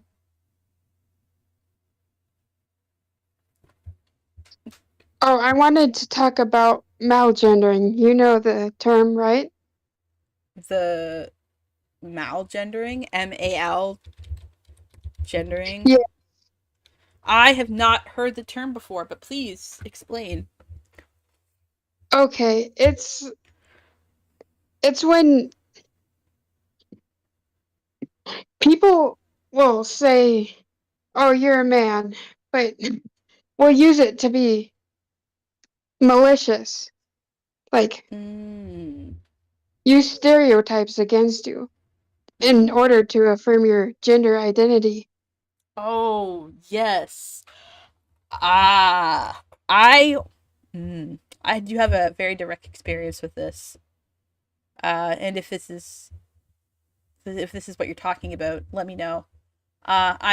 There's a time where I was like very depressed and I was having a hard time keeping up with personal hygiene. Like I hadn't shaved in days and I hadn't showered since like 2 days ago. And I was like having trouble eating and cleaning up my space. Like I hadn't eaten in like 20 or 30 hours. Like it was bad. And I said this to my trans feminine friend and she was like, "Aw, boys are so slovenly." As a way to fucking affirm my gender, she called me slovenly. Despite, like, when I'm functioning well, I'm a very clean, hygienic, like, person, and I actually have, like, some neurosis involving cleanliness and hygiene, so it was very upsetting to be called that. But she was like, well, I was affirming your gender, because it's masculine, and it's like, I didn't take it like that. Is that Yeah, that happened to me a couple times. is that malgendering? Is that what that is? Yes, it is. Okay. Interesting. Interesting. It's kind of like I noticed that like I won't mention names. But I've noticed that sometimes certain not all, very specific trans women are like, I'm such a ditzy bimbo. I'm so stupid. Like, I've. Would that be malgendering, but like directed at yourself? I don't I fucking don't know. know. I think But I think when it comes to that, it might be sexual. I don't know. I don't know if you know the cases I'm speaking about, but I'm not gonna say their name out loud. I don't really know. I typed it out. Anyway,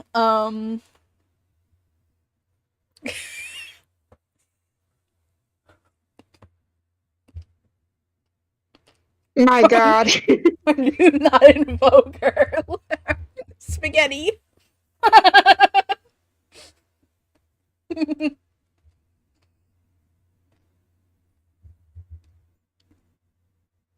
Yeah, I don't know. I think. Also, Go ahead. these people, they they try to deny that I experience misogyny, but because they see as me totally being a man, but I'm not. It's half misgendering, you know? Well, yeah. There's also like the practical. You're in the closet. You present as female in real life. What fucking person with a functioning brain would say that you don't experience misogyny? That's nuts. You know? It's And like really crazy. when do people think that that goes away? Like you're in the closet and present female. I'm out of the closet, have been out of the closet for over a decade. I present as male, don't always get read as one. So like where does that stop? It's been over a decade for me, you know? And I have medically transitioned. So like when do I stop experiencing misogyny? When's the cutoff? Was it when I started identifying as male? Was it when is it when I came out? Was it when I transitioned? Is it now 10 years later after have being on hormones and getting top surgery? Like, you know, like when do I stop experiencing misogyny? Because I don't feel like I have. And it does interact with me being transgender.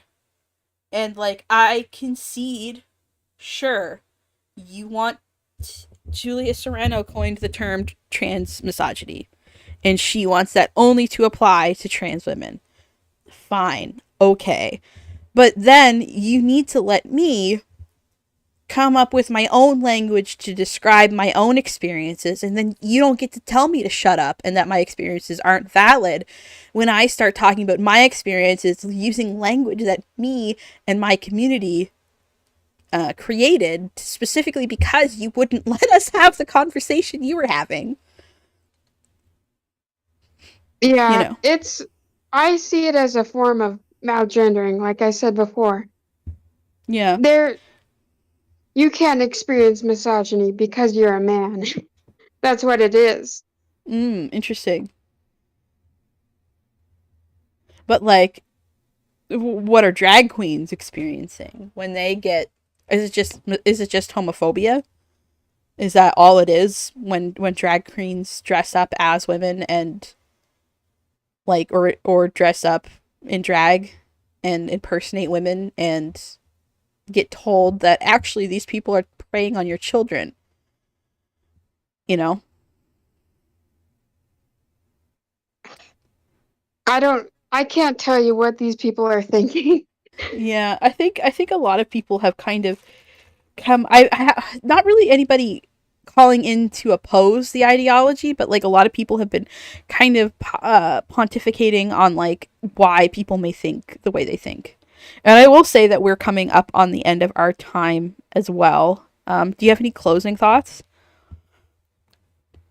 Don't be a dick. Fair enough. Fair enough. All right. Well, thank you for calling in, Max. You have a great evening. You too. Bye bye. Bye. All right.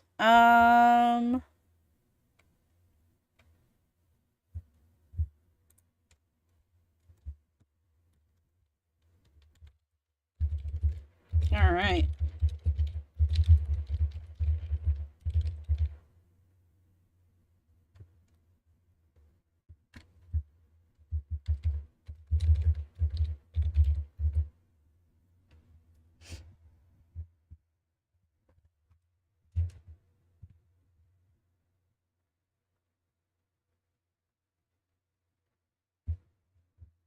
I'm just seeing if anybody else wants to speak. All right.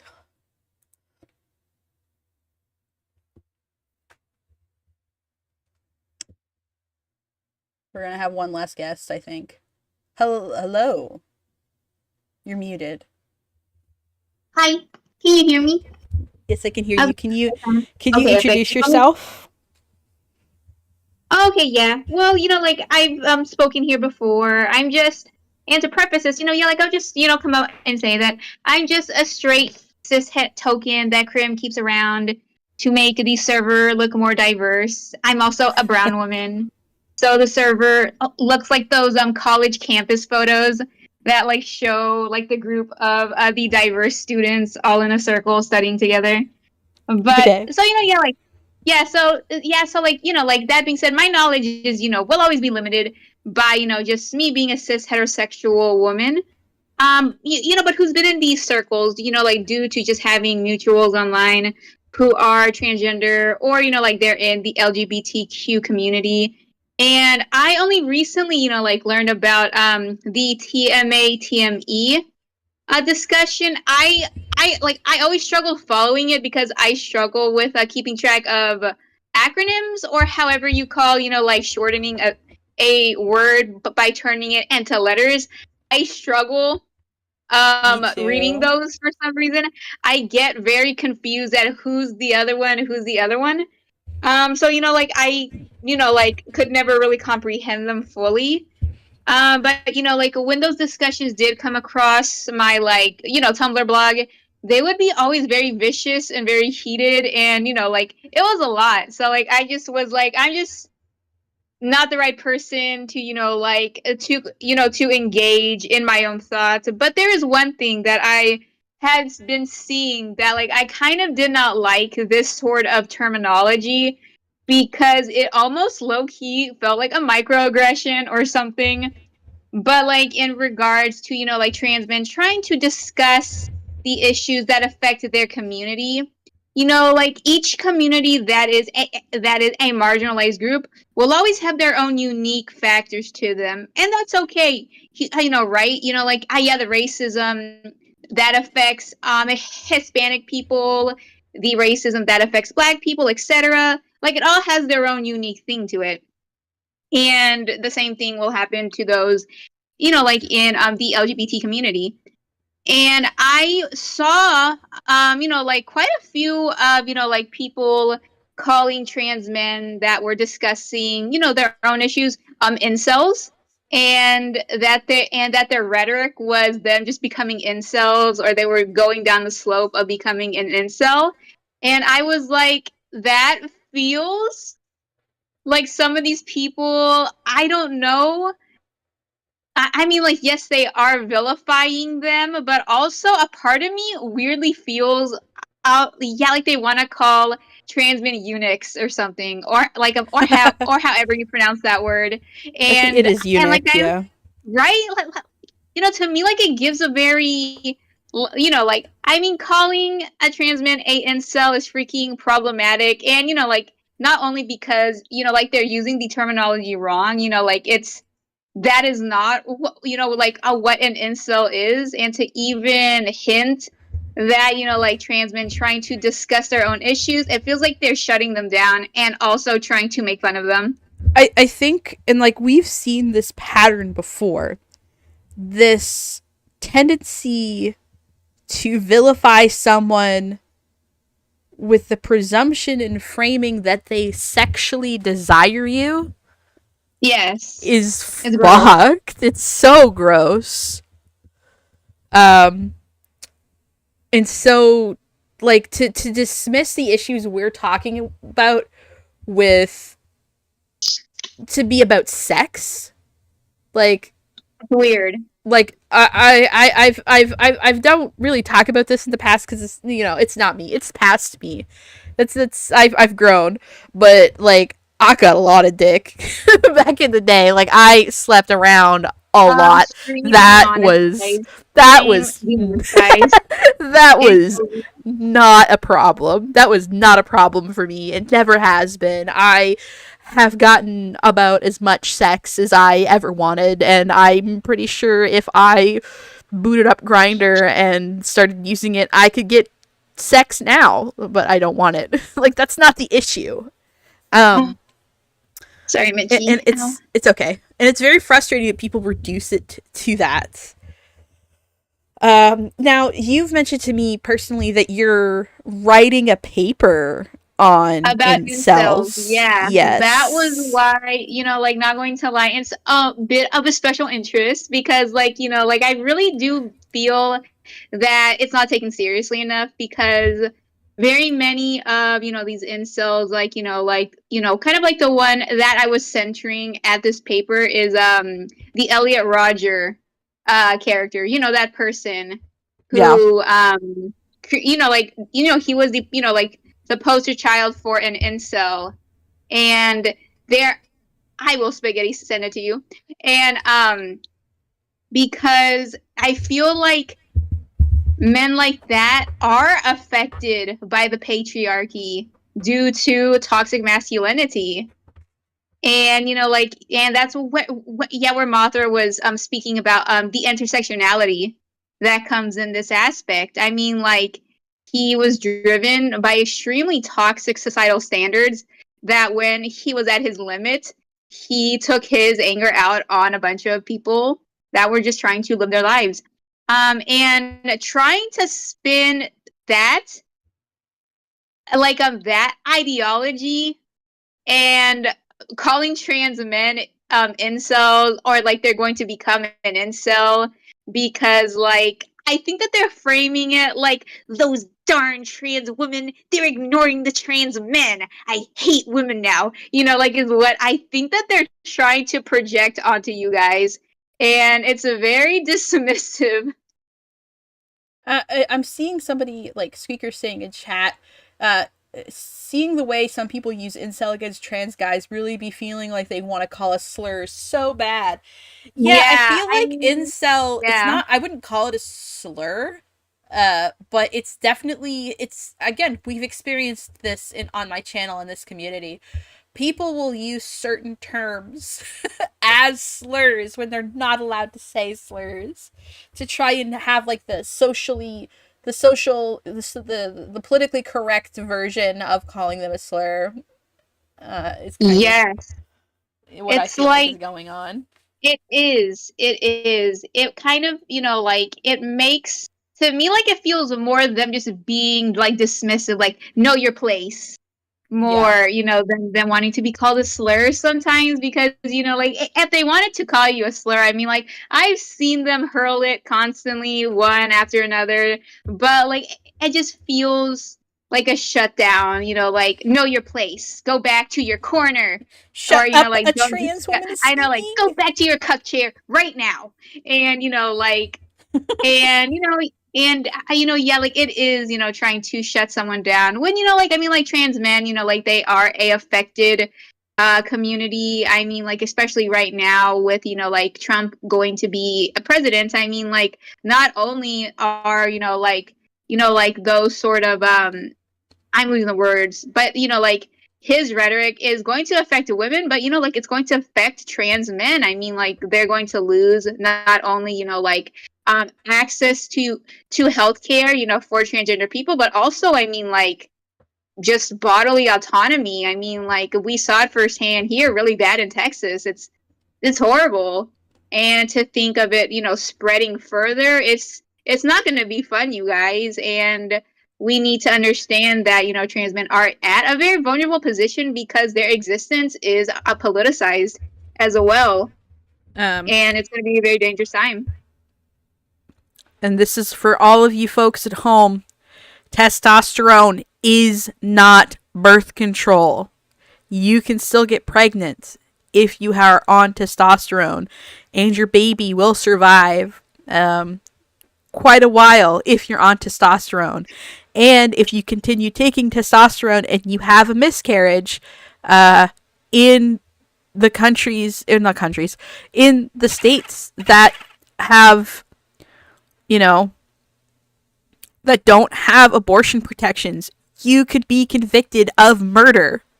It's hell world. It's hell world, you guys. But like, I know it's like we have to understand that yeah, like Trump's presidency isn't just going to hurt like trans women, but trans women. I mean, but trans men as well. And we have to listen back and forth on these conversations, like, so we can like help protect people need be when like certain laws come into place. And these sort of infightings really just separate us, and that's not what needs to be done right now. I mean, like right now, I kind of feel like something should be put aside just so we can help weather the storm that's going to be around for 4 years. I mean, like I'm going to try to do my best, like as somebody that's just a cis heterosexual person, just like out here vibing, like to try to help people when I can. I mean, especially when you have a privilege like that, you kind of have to use it to like like shelter people who don't have it. Yeah, and I think at the end of the day, what's going on and the differences between how trans men and trans women are perceived, trans women are ultimately perceived as predators and like distortions and abominations. Trans men are seen as baby incubators that are destroying the baby incubator. True. And like It's I like- don't think one position is better than the other to be in. To be honest, I think they're both pretty fucking shitty. Both are pretty bad, actually. I mean, like, I'll be that person to say, yeah, both are bad, honestly. Like, So brave. so that's why I am, watch this discussion. Like, I think it was, like about 2 years ago was when I found out what it was. But even then, like, I didn't really know because, like the terms kind of confused me because, like I said, like, I just have a terrible time keeping track of an acronym. And hearing this, like it does feel, especially in regards to when you were discussing, so I like the Betel situation that they, like I don't know, like if like these women understand that it is bioessentialist, like not going to lie, because that kind of like the anger you have, you're like, well, you transition to being a man and like man bad, by the way, so and like that is bioessentialist rhetoric that is so damaging to like kind of the progressive sort of things we're trying to like I'm trying to like word it properly. Like we've come so far in trying to deconstruct our like social world when it comes to gender, and then just to boil it down to being, well, like trans men bad because man bad. So and it's like it simplifies it in such a bad way. And I am, because like I know like some of like kind of like the anger, right? Like I understand women's anger, right? Like I mean, like we've been second class citizens for so long, but we can't let that anger turn towards malice towards the men that aren't doing anything. I mean, like who are there trying to learn and trying to grow, and it's not helping anybody. Well, Like to say, oh man, bad. Were you here for the early part of the stream? Here when what? Sorry. During the beginning, during the early part of the stream, were you here? During the Val portion, I was here actually. like at the very beginning before I had any guests. Was I? Okay, yeah, when you were discussing what the terms were, yes, I was. Yeah, yes, and I like was.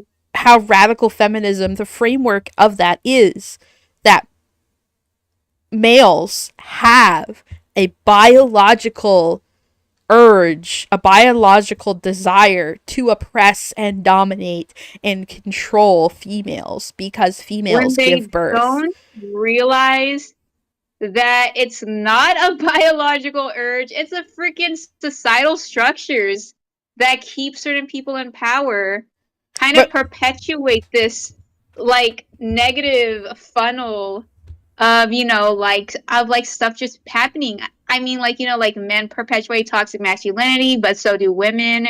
They encourage certain behavior from men because it benefits them. Like how you discuss very many of Trump's voters were white women, and these white conservative women uphold white conservative men and their rhetoric, which will hurt them in the long run, but they don't care because it benefits them and their capital, basically, like their status quo. And like we see how this feeds into this sort of circle. And I don't think we could take that framework either and apply it to transgender ideology because it falls apart immediately. And I think Bedell's trying to take that framework. Oh. Bye? Jazz?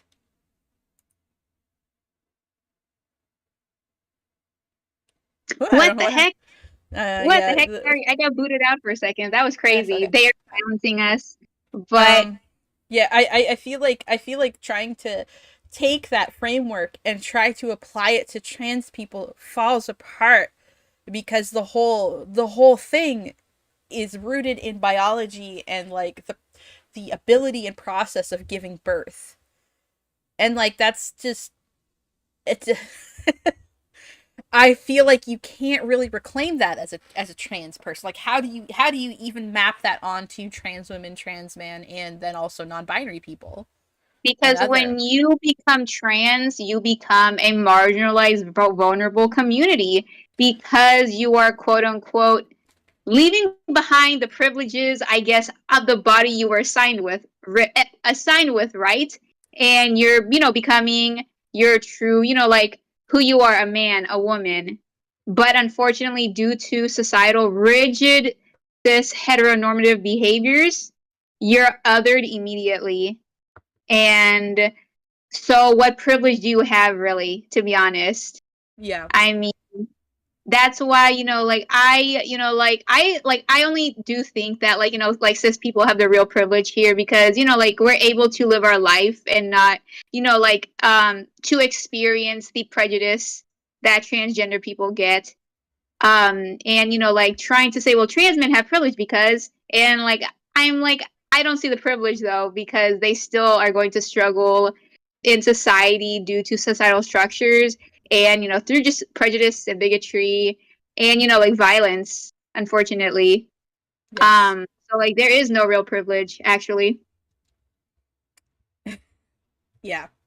And like, because you can't, because I think like all trans people, when they transition, when they come out and when they start living as themselves, regardless of their starting point and their end point, they're giving up the safety of being cisgender for living their truth. And like ultimately you can point the finger at trans men and say, well, like you're privileged because hello.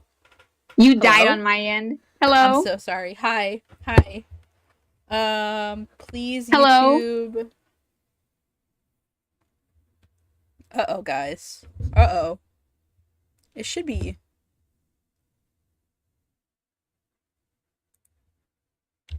Can you hear me?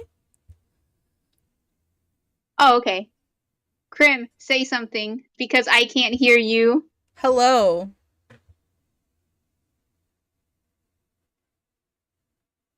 Krim, I can't hear you.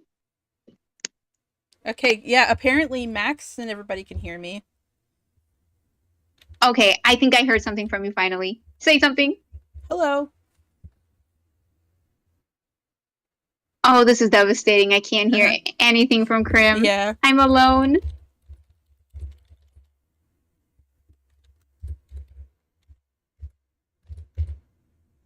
Technical difficulties, everybody. Okay, guys, I think that my internet is taking a big dump, so I actually have to leave. I pretty much said what I wanted to, though. Bye, guys. I'll see you later. Y'all take care. Well, alrighty. I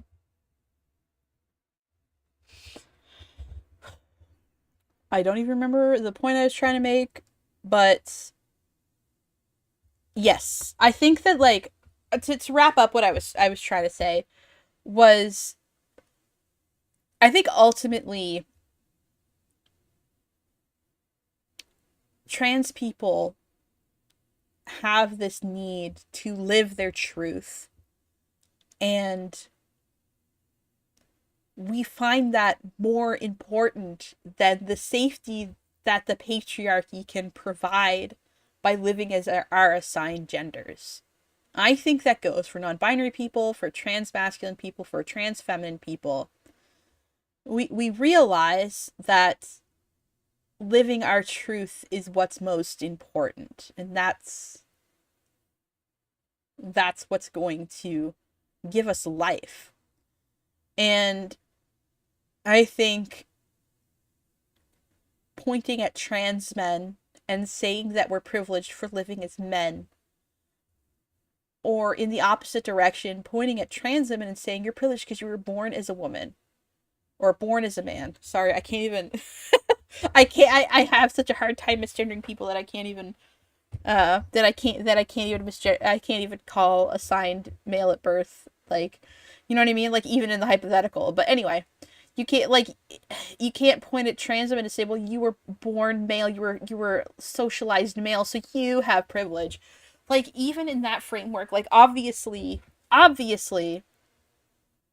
something happened where that was incongruent with our reality and our expression, and so we had to make the choice to change, and that choice to change led us somewhere, and it led us on a very similar path, and I would think that you would find that there's more similar things along that path than there are differences at the end of the day.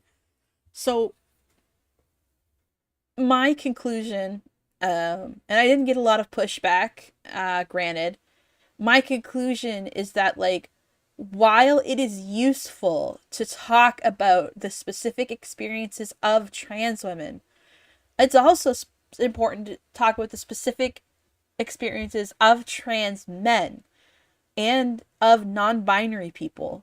And I think those conversations are better had together, and unified, rather than having those conversations separately and intentionally excluding people by creating identities that we did not agree to.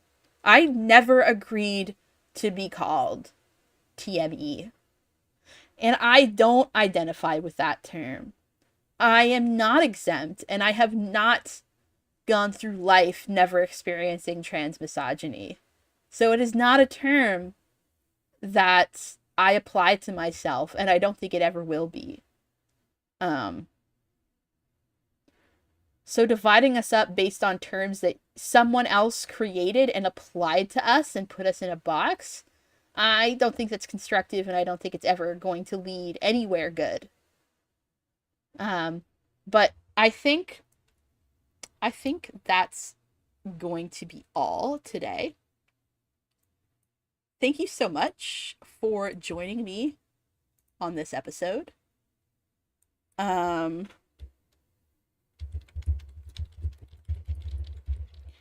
If you liked the stream, hit that like button. Like, if you've watched all the way here and you haven't liked the stream, what are you doing? Hit the like button, please. And leave a comment after the stream is over. That would be great. And subscribe if you're not subscribed somehow. And I'll see you guys all next time. Bye-bye.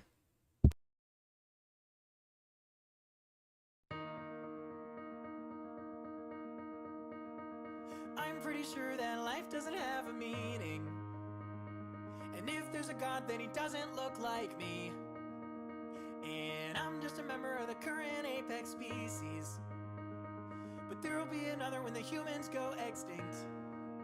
We've only been around 200,000 years of 13.5 billion years. How can we think the pinnacle is here? Isn't that arrogant? There's a couple 100 billion trillion suns, and we act like it all was made for us. There ain't no way that we're the only ones. I'm not important, and neither are you. So let's do whatever we wanna do. Bask in our cosmic insignificance. Soak up this blip we're living in, cause nothing matters anyway. Isn't that great? Cause humans aren't really gonna kill the planet. Yay! We'll just make the planet unlivable for us. Aww. But Earth will keep right on spinning way long after we ain't in it. And life will keep right on living till the sun explodes. And no, I'm not important, and neither are you. So let's do whatever we wanna do. Bask in our cosmic insignificance. Soak up this blip we're living in, cause nothing matters anyway. Isn't that great? Oh.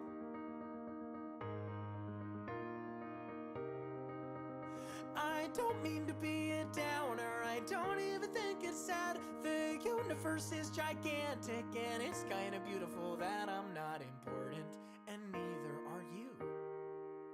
So let's do whatever we wanna do. Bask in our cosmic insignificance. Soak up this blip we're living in, cause nothing matters anyway.